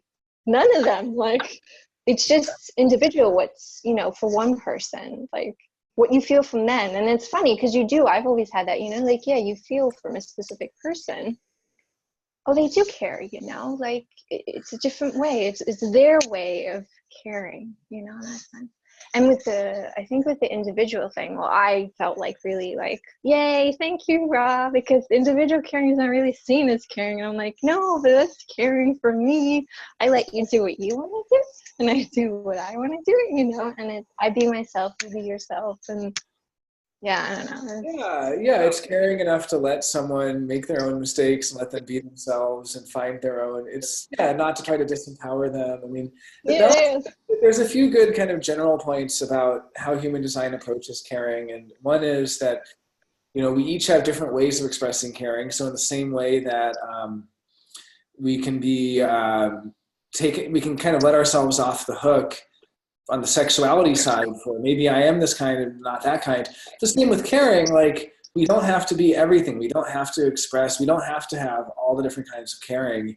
And we're each meant to care a different way. And then the other is that people want to be cared about in different ways. And so it makes it, in a way, it's like, it's refreshing. So we don't feel like a failure because we tried to care about someone in a particular way that they didn't appreciate. We don't have to be like, what's wrong with me, or what's wrong with them, they don't appreciate me, or what's wrong with me, I couldn't do it right, or, you know, instead there's really, I mean, it is a very nice perspective change to realize that it's not, caring is not just one thing. There's so many different ways to care. And the other part is that caring in human design, you know, it's not on the emotional side. So it takes a lot of the emotion out of caring. Caring is kind of utilitarian. It's on the splenic side, which is not, you know, we go to the side of sexuality, the emotional side, the solar plexus. That's all about pleasure and pain, happiness and sadness, excitement and boredom. We go to the splenic side. Caring for human design comes from an evolutionary adaptation to essentially survive. So caring is about survival. You know, you need food, I care about you, I'll feed you. You know, you're weak, I care about you, I'll protect you. There's a snake over there, I care about you, so I'll defend you from the snake. I mean, caring is, you know, educating each other is a form of caring, you know. There's so many different ways to care, and so caring in human design is not like really an emotional act. It's you know, I mean, there is the logical side there. Just like we were saying earlier about how there's no logic in sexuality. Well, there is logic in caring. Caring carries certain logic to it, and it carries the logic of, you know, I care about this, so I'm going to improve it. And you can't really, that's the other, it's such a joke. People talk about improving their relationships. Logic is what improves. Logic is what perfects. Logic is about doing something over and over until it's perfect and getting it right and improving it, making it better. That's on the caring side. I care about this, so I'm going to keep improving it and making it better. The sexuality side, there's no improvement. It's you just have the experience, and there's a beginning, a middle, and an end, and that's it. And the quality of the experience is what the experience is, but there's no possibility of perfecting it. It doesn't get better. It doesn't improve. You know, people talk about improving their relationships. Relationships don't improve. They don't get better or worse. They are what they are, and they have a beginning and a middle and an end. Caring can actually improve. You know, you can develop skills for caring. You can get better at caring. Now, this is certain kinds. This is the collective caring, of course. I mean, individual kind of expresses as it is. But yeah, so that was another interesting point that, you know, the collective really is split, where the logical side is on the caring side and the abstract experiential is on the sexuality side. And when we're talking about caring, I mean, there really is no emotional component there, which was interesting. It's like cold-blooded. Like we don't usually think of caring as cold-blooded, but the spleen is the center of cold-blooded. So in a way, caring is like defense and like how to survive and how to protect. You know, I care about survival. I care about your survival, so I'm going to do things to make sure you survive, make sure you flourish.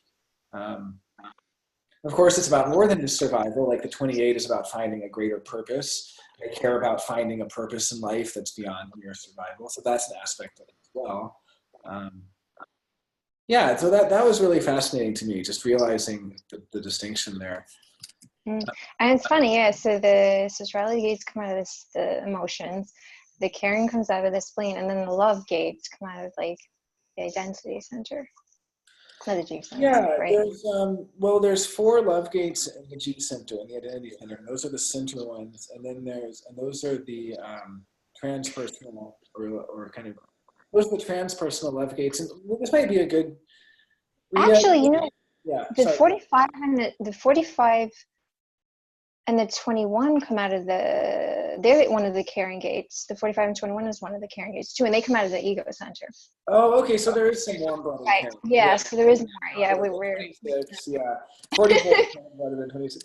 Well, that's refreshing. That's good to know. There's something that you said that I think it was very important. The last time we were talking is, you know, a person that's, you know, how about a person that doesn't have any caring gates? You know, it's like they're just not designed to care. Whatever caring, you know. They're the pure nihilists. Yeah, they're just not designed to care. I mean, they will end up caring about things, but I think what it is that they're not supposed to hold on. See, this is how I feel about, it's really just about, you can experience it, you can even use it, it can be helpful in your life when you're conditioned, or when you have a transit activate, or when you're around somebody who activates it. But you just let go of it when you're not, I can totally enjoy a collective relationship, but when it's done, I let go of it. I don't identify with it, and I don't go, I'm an adventurer who's going to go out there and have all these adventures. That's not me. The same way with caring, someone can be activated through transits. Maybe they have Pluto. Pluto transits take years. Maybe they had Pluto for multiple years in one of the caring gates, and they learned so much about what it means to exemplify and express this way of caring about the other person. Then when Pluto moves past it, they let go of that, realize that they don't have to hold on to it, and there's no obligation to remain stuck in that.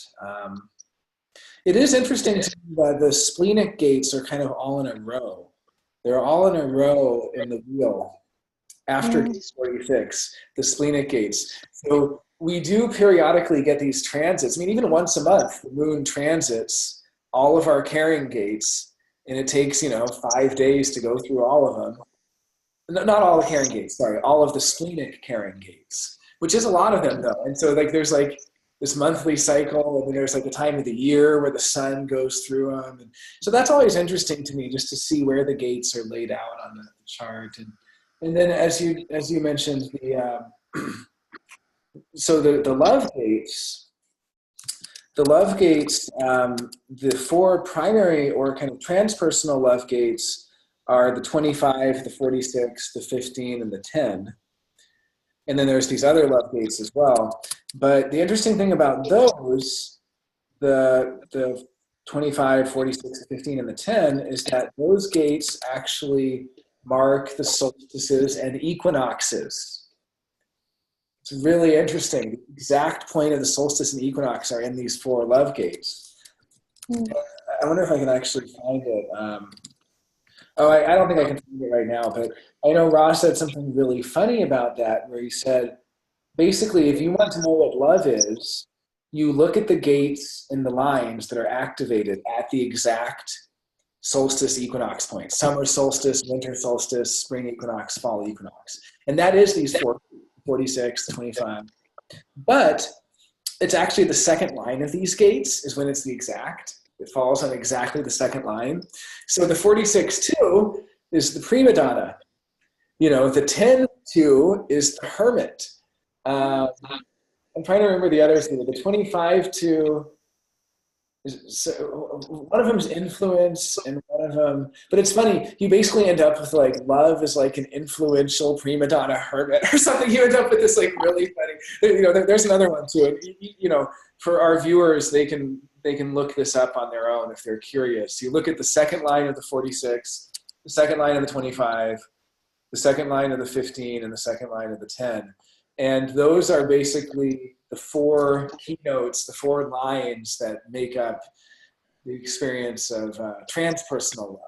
And there's mundane love too. And mundane love, I think we should go into it. I mean, I have energy. Do you have energy to kind of just go over the love gates really quick? Yeah, I'm fine. I don't know how my battery.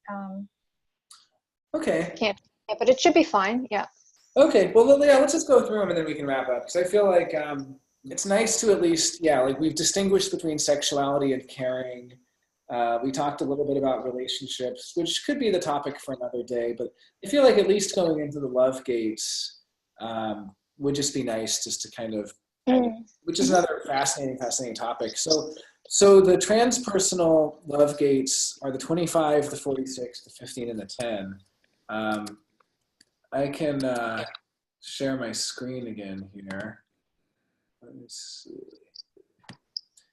So here I have the mundane gates, because unfortunately the graphic where this is from, the website this is from, is no longer online. Jovian Archive updated their website. Okay, here it is. So, but essentially, so I'll go into the mundane gates of love in a moment. But to start with, the 25, the 46, the 15, and the 10, those are all in the G center. Those are the four gates of the vessel of love. Those are the gates, as I just mentioned, that are on the equinoxes and the solstice. The sun goes through those gates on the equinoxes and solstices. So I have the 25 and the 46. I'm most familiar with those two. The 25 is universal love. You have that one as well, I know. Mm-hmm. Yeah. And the 25 is jokingly called the coldest love and the most impersonal love. Ra himself had it, and Ra, he had both, right? He had that, didn't he have that channel? I'm pretty sure. And yeah, he had the 2551, yeah. And I think his son is on the 51, actually. But anyway, so he has the 25, and he said, the way I explain it is it's universal love. Everyone thinks, oh, this is wonderful, universal love for everything. Well, yeah, but that also means I love you as much as I love my guitar and as much as I love... Yep. Sorry. Or an insect. Or an insect. I love you as much as I love that butterfly or that, you know, or that ant. You know, it's like we hear universal love and it sounds so exciting and, you know, oh, you love everything. Well, yeah, but it's cold. It's impersonal. It's a really, you know, I would love to just do a talk one day on the 51 and 25 because that channel, which you have, is such an exciting channel for me. Oh, it's, personally. yeah. One of my favorites is the, you know, channel of initiation. It's really a trailblazer. It's doing new things. It's kind of, to me, I think of it as like a pioneer. It's a pioneering channel, blazing new ground. It's such an exciting channel. The 51 is just so courageous. I have a hard time with 51s because I only have the 25. I love it, but the 51 shocks me so much, being this gate of shock. But in any case, so I feel like I definitely understand the 25 because the 25 is this universal love for everything, but it's not personal at all. It says it's transcendent love. It is there to give you the joyability of life with the other. That's a really beautiful way of looking at it. Yeah, I like that. And then I know a bit about the 46 because I have the 46. I have, you know, I have two of the four gates of the vessel of love because I'm on the cross of healing. So I have my personality sun is 46. My personality earth is 25, both in the fifth lines. So I have the 46 and 25, 5. And so the 46, I feel like I understand pretty well also. Although, funny enough, I mean, I do kind of feel like when you are something or you embody something, you can oftentimes miss it. Like, I have had the idea, like, maybe the best experts on a center are the people who have that center undefined. You know what I mean? Because they can actually really experience it and see it. But I do feel like I understand the 46 to a degree. And the way I understand it is the love of the body. And it is another transcendental gate, or it's a transpersonal gate, in that it's not, I mean, there might be like a lower expression of it, which is the love of the sensuality of the body. I mean, there's something sensuous about it. And it can be as simple as, for people with gate 46, they tell them to pamper themselves, to go to the gym, to take saunas, take baths, do yoga, stretch, luxuriate in bed, be comfortable sitting in the chair, I mean, loving the body. But it's also, there's a higher level of it too. And the higher level is this kind of profound, deep understanding of the body as the vessel, the body as the vehicle and the vessel, the sacred temple, the body to be worshipped. I mean, again, there is something very sensuous about it. I mean, a lot of like so-called sacred sexuality, even though it's not a sexual gate, you know, is about the appreciation. You know, it's like something like even just like bathing can be a sacred ritual for 46. And can be a way of expressing love, and it's love for the body in general, so it can be expressing love for the other's body. I mean, a lot of 46s are massage practitioners who give massages to others, or who would bathe someone else, or who would pamper them, and really, you know, give a lot of adoration and love for the body itself. The other funny side of the 46 is that it's all about being successful when it's in the flow, when it's in an existential flow. and the success comes from being in the right place in the right time. People can see it as good luck, but a big part of it is almost this deep, profound connection between love of the body and naturally being aligned in the correct place. So it's almost like you're in the audience and the person on stage throws out something and you catch it. Why did you catch it? Why were you so good? You had so much good luck to get the thing.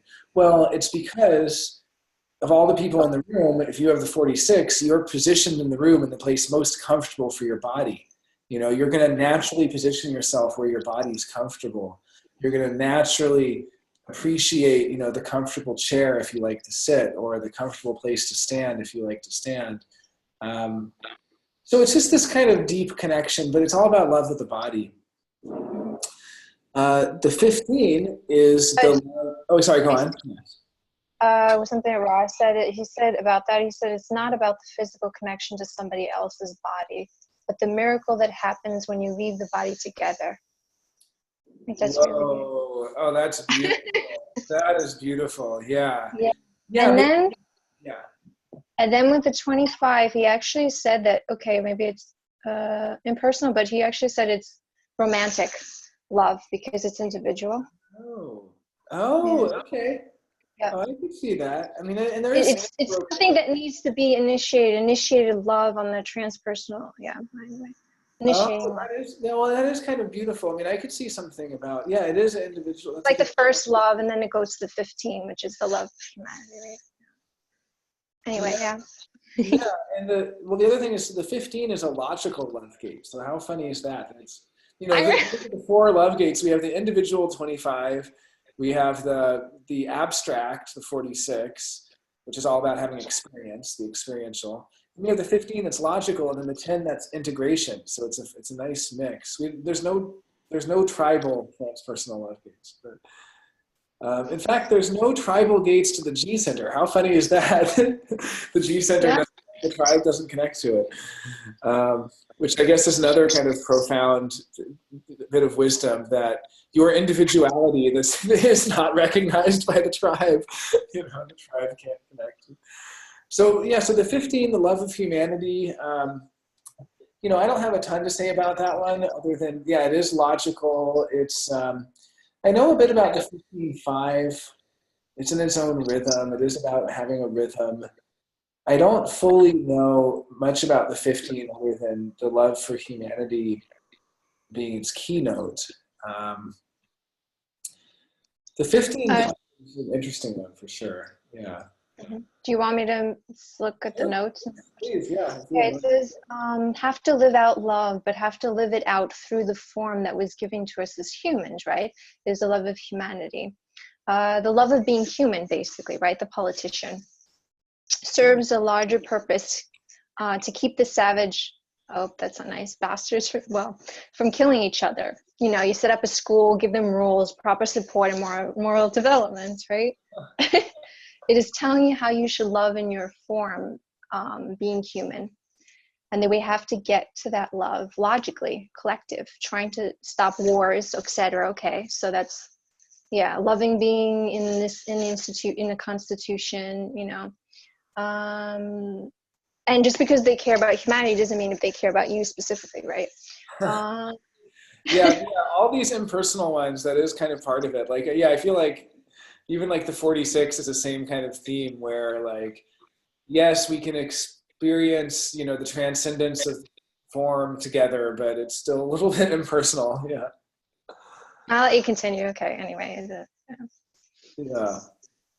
10. Well, the 10 is the love of the self, right? Isn't that about self-love? Yeah, the 10's in the mundane and in the has two. Yeah, in the transpersonal. Yeah. Yeah. Yeah, that's really interesting. It's the most. Do you want to go in the 9? No, please go on. Yeah, if you want to talk about the 10. Okay, let's see. It's the most aloof and distant of the transcendent gates of love. It is out of the vessel of love. Yeah, we know.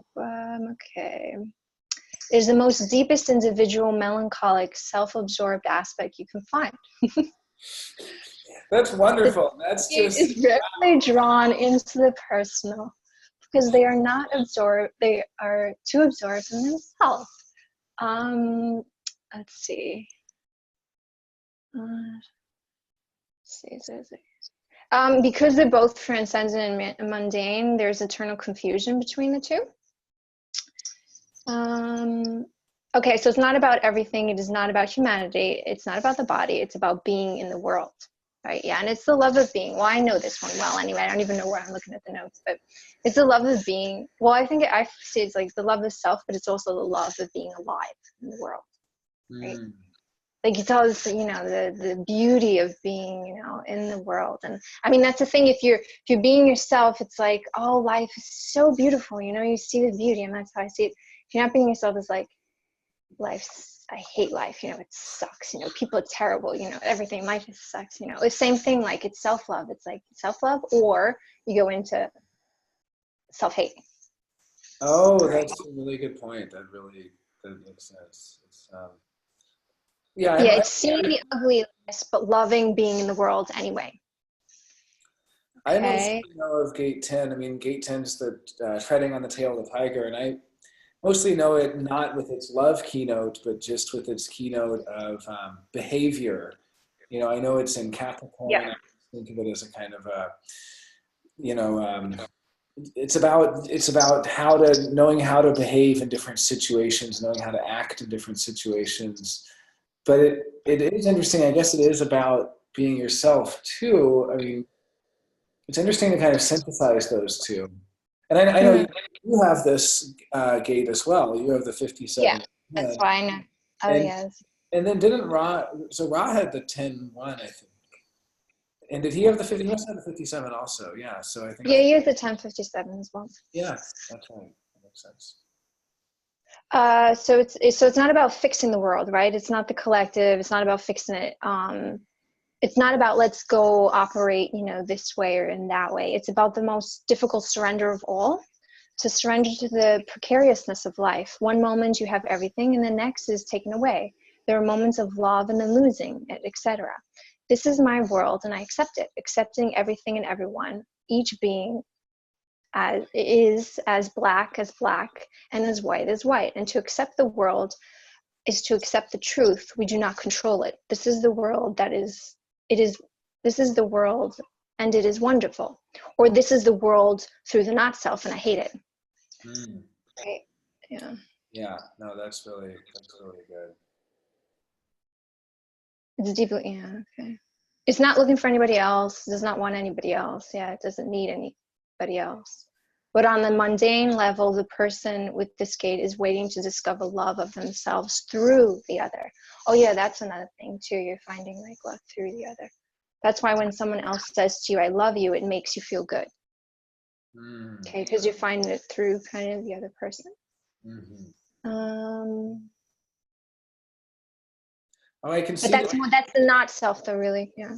Well, and I can see there's such a tension between the two, where the transcendent version, I mean, that makes sense, like you were just saying a moment ago about how the transcendent version is really, it's so aloof and so deep in the individual melancholic process of just kind of being, that's so fascinating. And then also that there is this self-love through others that can come out. Yeah, well, the not self also, like, it's because it's like so it says in most of the 10th gate are waiting for someone to love them, right? Because of them, anybody loving them, that's what love is all about, right? But that's the not self, like trying to find the love through the other person. You have to have this self-love, right? Like we'll hold on to the love of another even though it's not good for you, right? It's like the connectability,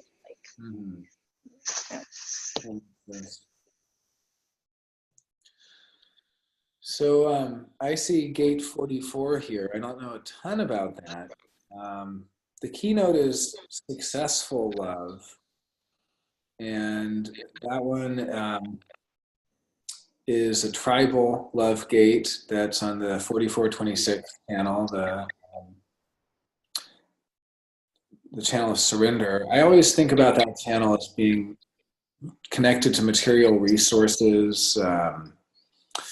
I think about Yeah, I wish I had more to say about the 44. I mean, I understand a lot of these gates not with their love keynotes, but in different contexts. Yeah, I know. So Do you want me to? yeah, if you have anything to read on these, that would be Yeah, I'm fantastic. just looking at the notes. Um, it's kind of like, okay, well, I have the not self here. It's the talent, right? It's the not self as I love you because we are a success, and connected often to material wealth and money. Okay.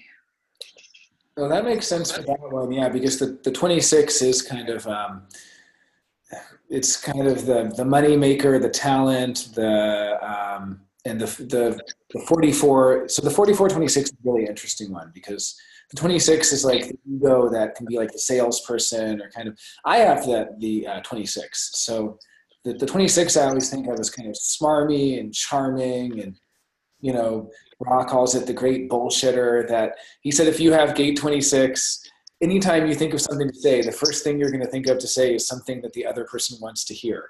So if you want to be honest with them, so I could see though how the 44, which is looking for that 26, maybe it's looking for that money maker, it's looking for that material wealth, for that tribal.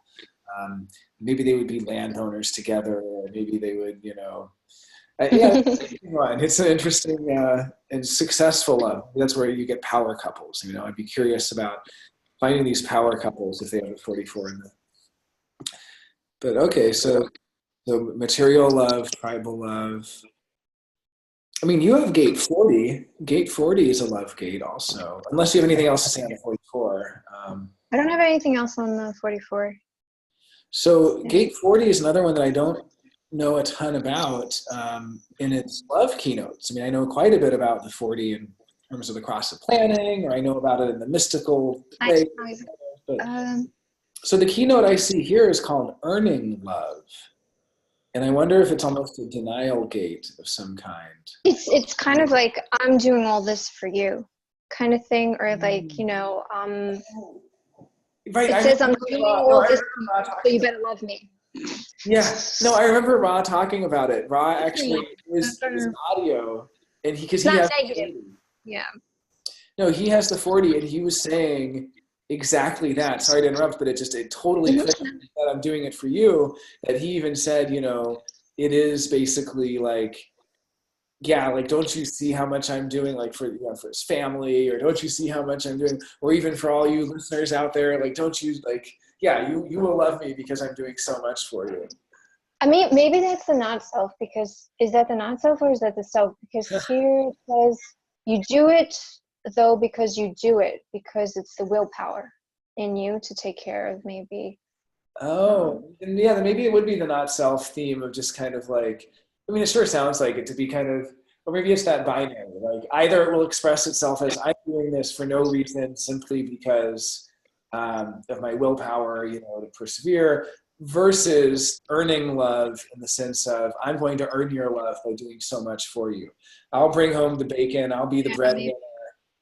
Yeah. Yeah, it's like I enjoy being a mule. Mm-hmm. He said that.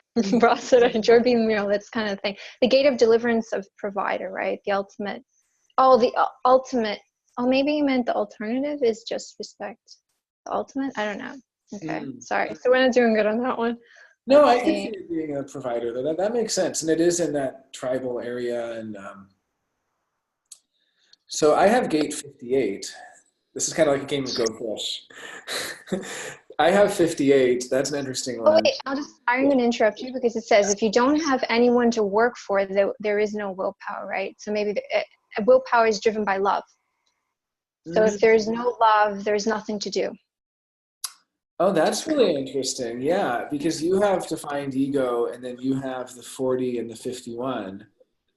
And so I suppose those are two different outlets for your willpower. One being that with your 40, if you do have, out of love for someone, then you can exercise that willpower to provide for them, compared to the 51, which is going to have a different dynamic, which is going to be maybe more about jumping into the unknown and expressing courage. He says, okay, so the ego is not about work, it's about rest as well. Then after work, you rest.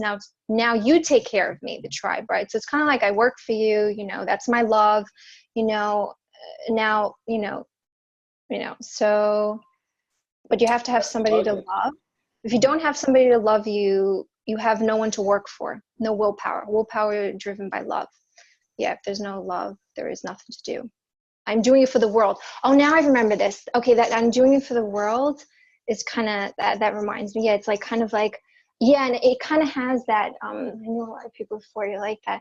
It's like, yeah, I'm doing it for you. That thing that I was saying, like, I'm doing it all for you. I'm doing everything for the world, you know? But that's, Totally. sorry, so yeah. No, that totally makes sense. That's really illuminating. And I feel like it's really nice going through the love keynotes because it helps me deepen my understanding of the gates that I've already, you know, I understand in different contexts, and now Yes, and that it's different. Yeah, me too. yeah. So I have gate 58. That is one called perfecting love. I always think of that as the joyful energy and excitement around you know, the energy to correct, or the energy, you know, it fuels the 18. We were talking earlier about the 1858 being the channel of judgment. And oh, you interviewed Peter Rowe last week. This fantastic interview as part of the experiment in recognition. When you interviewed him, he talked about the 1858. And he talked particularly about gate 58, saying that human design really helped him understand that, you know, he was in a partnership with someone who might judge. Don't put the mayonnaise in the main shelf of the refrigerator, put it in the door where it goes, you know, and seeing that the dynamic behind it, or the mechanic behind it, is that there is this joyousness. And 58's the gate of the joyous. So here it's perfecting love. I understand it as essentially trying to make the relationship better, trying to make it perfect, trying to make the love perfect, how we express love to each other perfect, you know, trying to make it the best it can be, improving. Now it can be very critical. It can be like, don't love me that way. I don't like it when you express love to me that way.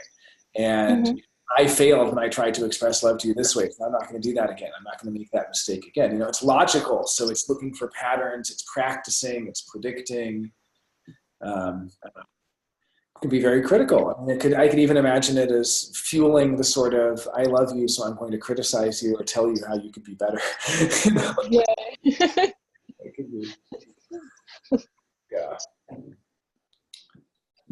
So it's also interesting to me that, yeah, we have a number of these gates that are actually are both love gates and caring gates. Caring, yes, yeah. But then we also have 3 that are love gates and sexuality gates. So, but only 3 of the gates of love are actually about sexuality. So that's funny too. It's like, you know, I forget, I think it's a saying from India, from the Vedas, that my friend Von Paul would tell me. He said, Jonah, there are 8 kinds of wealth, and money isn't one of them. You know, like all the different kinds of wealth you might have. And I feel like it's the same thing. Like there are, let's see, 1, 2, 3. There are 11 kinds of love, and sexuality only plays a part in 3 of them. You know, it's a funny idea. All right, well, we should wrap up because I know we've been going for a long time. Oh, should we go through? There's only 2 more gates, right? Yeah, there's 3 more, so I would love to finish these up. Do you have any keynotes for them, or should I talk a little bit? I do for the 28 a lot, actually, and I know that one well. We both do. We're both 28. Okay, well, can you start that one? I would love to hear what you have to say about it. Yeah, okay, so it's the theme of romance. So the romance of the 28 begins with there is no purpose, and to find that purpose, right? It's kind of the Romeo Juliet. So think about what it is to be an individual.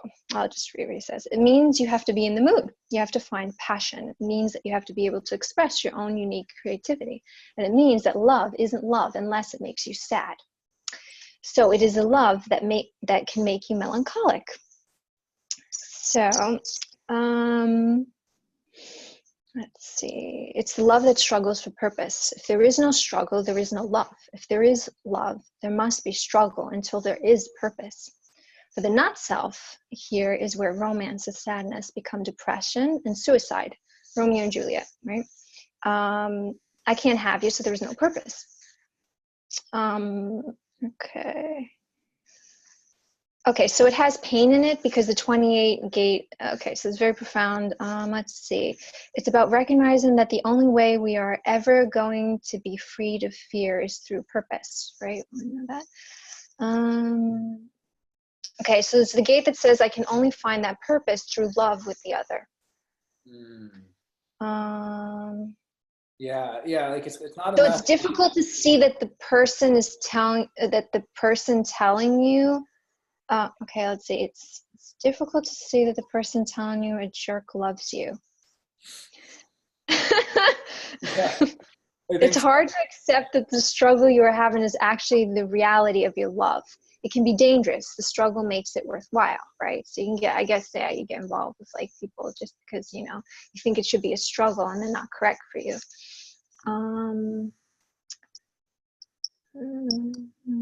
Anyway, I mean, maybe you want to take No, that one, I mean, well, we both have that, and we've talked a lot about it. And the 28, I mean, I do love to talk about that one in particular.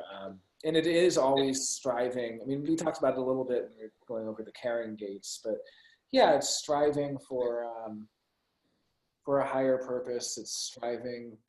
I think you covered it all. I mean, it's sorry.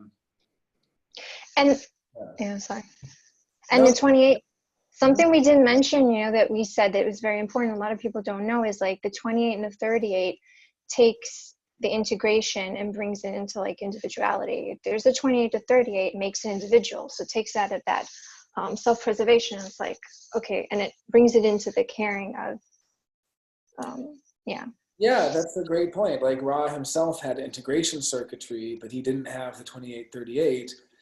But when he was around people who had that, he would be able to get pulled out of that integration. Yeah. So, so there's definitely integrations, as far as I'm concerned, it's very loving, very caring, and everything. but it brings it into a different aspect. It changes it. Yeah, integration is kind of we share that with animals. It's our oldest form of defense mechanism, our oldest survival in a way. I mean, integration, of course it can care. It's just, it cares in the way that animals care, which is not a bad thing at all. I mean, it is a very primal defense mechanism. And so there's two left. There's the 55 and the 41. I know a little bit about both of these. I could talk about the 55 simply because it's part of the individual sexuality as well. The keynote here is eternally indecisive love. This is gate 55 in the solar plexus. And Ron always talks about this as the gate of eating disorders. I mean, it's kind of dark. It has a parallel to the 28, which is the mirror image of it. The 28 is the gate of suicide, as you mentioned. And this is in the extreme not self of life has no purpose, it's lost purpose, therefore we live. Well, the 55, it's very fickle. It never knows. It's the source of the knowing, not knowing alternation of individual sexuality, where I know I love you, I don't know if I love you. I know I love you, I don't know if I love you. And it's eternally fickle. It cannot make up its mind. It never will make up its mind. But it is deeply romantic, deeply mysterious. There's a lot of mystery there. It's very intoxicating. The 55 has a lot of things going for it. It can be the muse. It can be so inspiring to artists and writers and poets. It connects the fuel of the 39 up to the 1222, which is nicknamed the channel of music, making music together. So it's part of that system that fuels the poet and fuels the musician. But it can be a dilemma. It can be a dilemma for people who have this, because especially for people who love them, the person who has it might not necessarily have the problem as much with it. It also depends what line. The 55-1 is going to deeply understand their own dynamic. They're going to realize, like all first lines, if you have a first line, you're going to learn all about that theme and understand how you embody it. If you have the second line, you're not going to have any introspection or insight. You're not going to even have any interest in even knowing that you have that theme. The second lines are the blind spots of the chart. So if you have the 55 in the second line, you're going to simply be expressing this fickle emotionality outwards. I mean, the 55 too is called distrust. It's literally its keynote, because it breeds distrust because people don't trust them, because they're in a great mood and they're putting out, this is wonderful. And then the next day they're in a terrible mood and they're putting out, this is terrible. And they don't realize it. They have no knowledge about it or not. And it's the same thing with expressing love versus boredom or hate or any of that. You know, it can go so quickly to the negative without realizing it. It's so fickle. So this is, you know, this is the stuff that love stories are made from. This is the stuff that inspires the great poets. It's funny to see it that way because it sounds like an absolute torture, but this is actually that mysterious muse, this eternally indecisive love that alternates between expressing love and withholding love, or even expressing hatred or ignoring the other person. And Ra links this to eating disorders of all kinds, because food is part of the same solar plexus center, you know, food and sex and related to pleasure and all these things. And the 55 can have a lot of issues around food because it's so fickle and it can't decide on one or the other way of being. They can gain and lose weight rapidly. They can be madly in love and totally drop the person like a hot potato the next day. And, you know, there's nothing dependable or reliable in the 55. So it can be very infuriating and frustrating people who carry it. You just have to remember that it is, in a way, the source of all individual love, or you know, music or poetry or all that stuff we were talking about earlier with individual sexuality. That comes from the 55. It's the heart of individual sexuality. So it's really a beautiful one. I mean, it's, yeah. And then the last one is the 41, which is the collective sexuality gate we talked a little bit about earlier. Dreams of love, fantasy.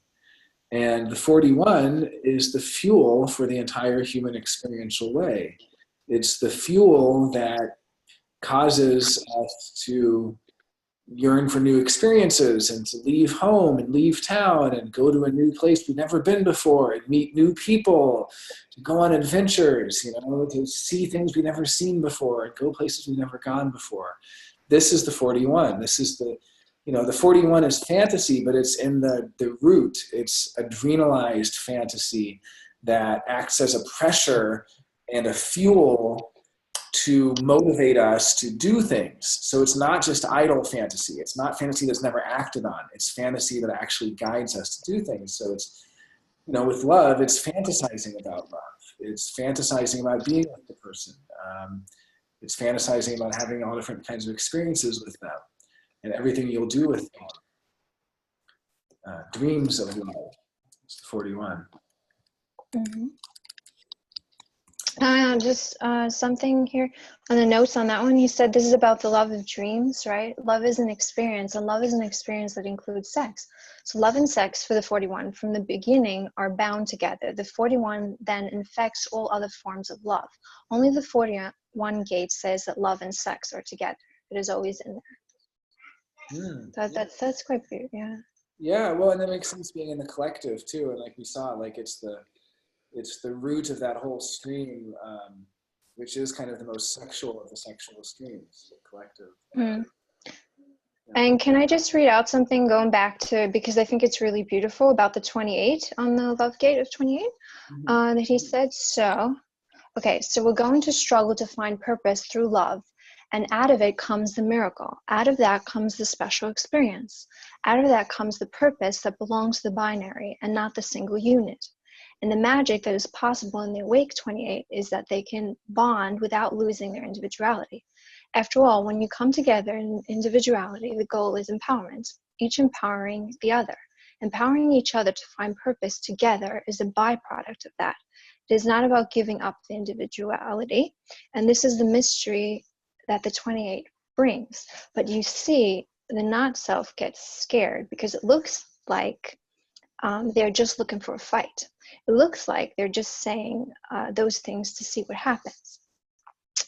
So it is not giving up, going through the struggle to find purpose. And the whole of us as an aura cannot participate in that until we have those beings who carry this energy living out their true nature. So that this is the conditioning we get. That not that we are conditioned that our parents struggled, which meant that they really didn't like each other, that they were fighting all the time. You know, to be aware and awake to recognize that your parents fighting is them being in love. It is them being in love, and if they couldn't fight, they would be really upset. I think that's very interesting. And if they are correct, those struggles are wonderful. It doesn't mean it has to feel good. The one thing I know about life is that some things feel wonderful and some things feel terrible. And there are moments in the struggle that you wish you weren't there, because you have to go through things you don't want to go through. And then how are you going to take the risk to find the purpose? And because it is about knowing and it is about individuality, it means that in that process of struggle, you never know if it is love until the love is there. You never know. And in those moments of struggle, which is transcendent and quantum, it's in those moments of struggle that you know that love is there. And you can only know that as yourself. You cannot know that as the not self. The not self is so disturbed and weak and afraid, has so much anger inside and frustration and pain, has so many fixed concepts that don't have anything to do with the truth. See, love are not for those that are not awake. When you're awake, you get love. When you're not awake, you get the themes, and you get to live out the themes as the not self. Well, yes, there are tinges of love in there, of course, but it's not you. See, to vibrate as yourself, to be yourself, you don't have to look for love. It is in you. It is outside of you. It is all around you. You get what is correct for you, and you go through it. And again, it's not about whether you're going to have moments that are blessed or moments that aren't. Moments that are high, moments that are low. We live on an emotional planet. Never forget that life is never going to be easy. Anyone who tells you that is lying. It's about knowing how to ride the waves. It's about knowing how to go up and down on your surfboard. I like that.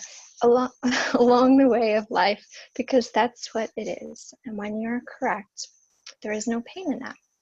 There's no pain for the passenger. There's the beauty of what life is. So 28s are very special because they're saying we have to find this love together. We have to struggle to find love. Always, it is a struggle. And the struggle isn't to find the love. The struggle is to live out who you are. Then the love is there. That is the struggle. This is real purpose. That's the point. Oh, beautiful. That's really beautiful. So that's like, oh. Fantastic.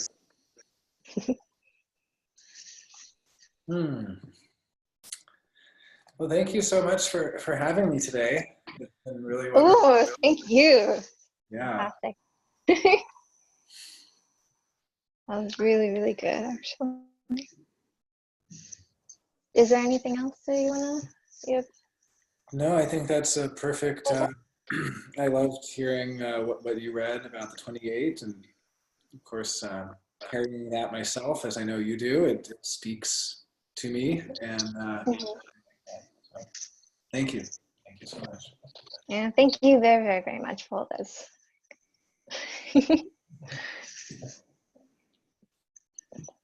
All right. Well, until next time, I guess. I had a really great time today, and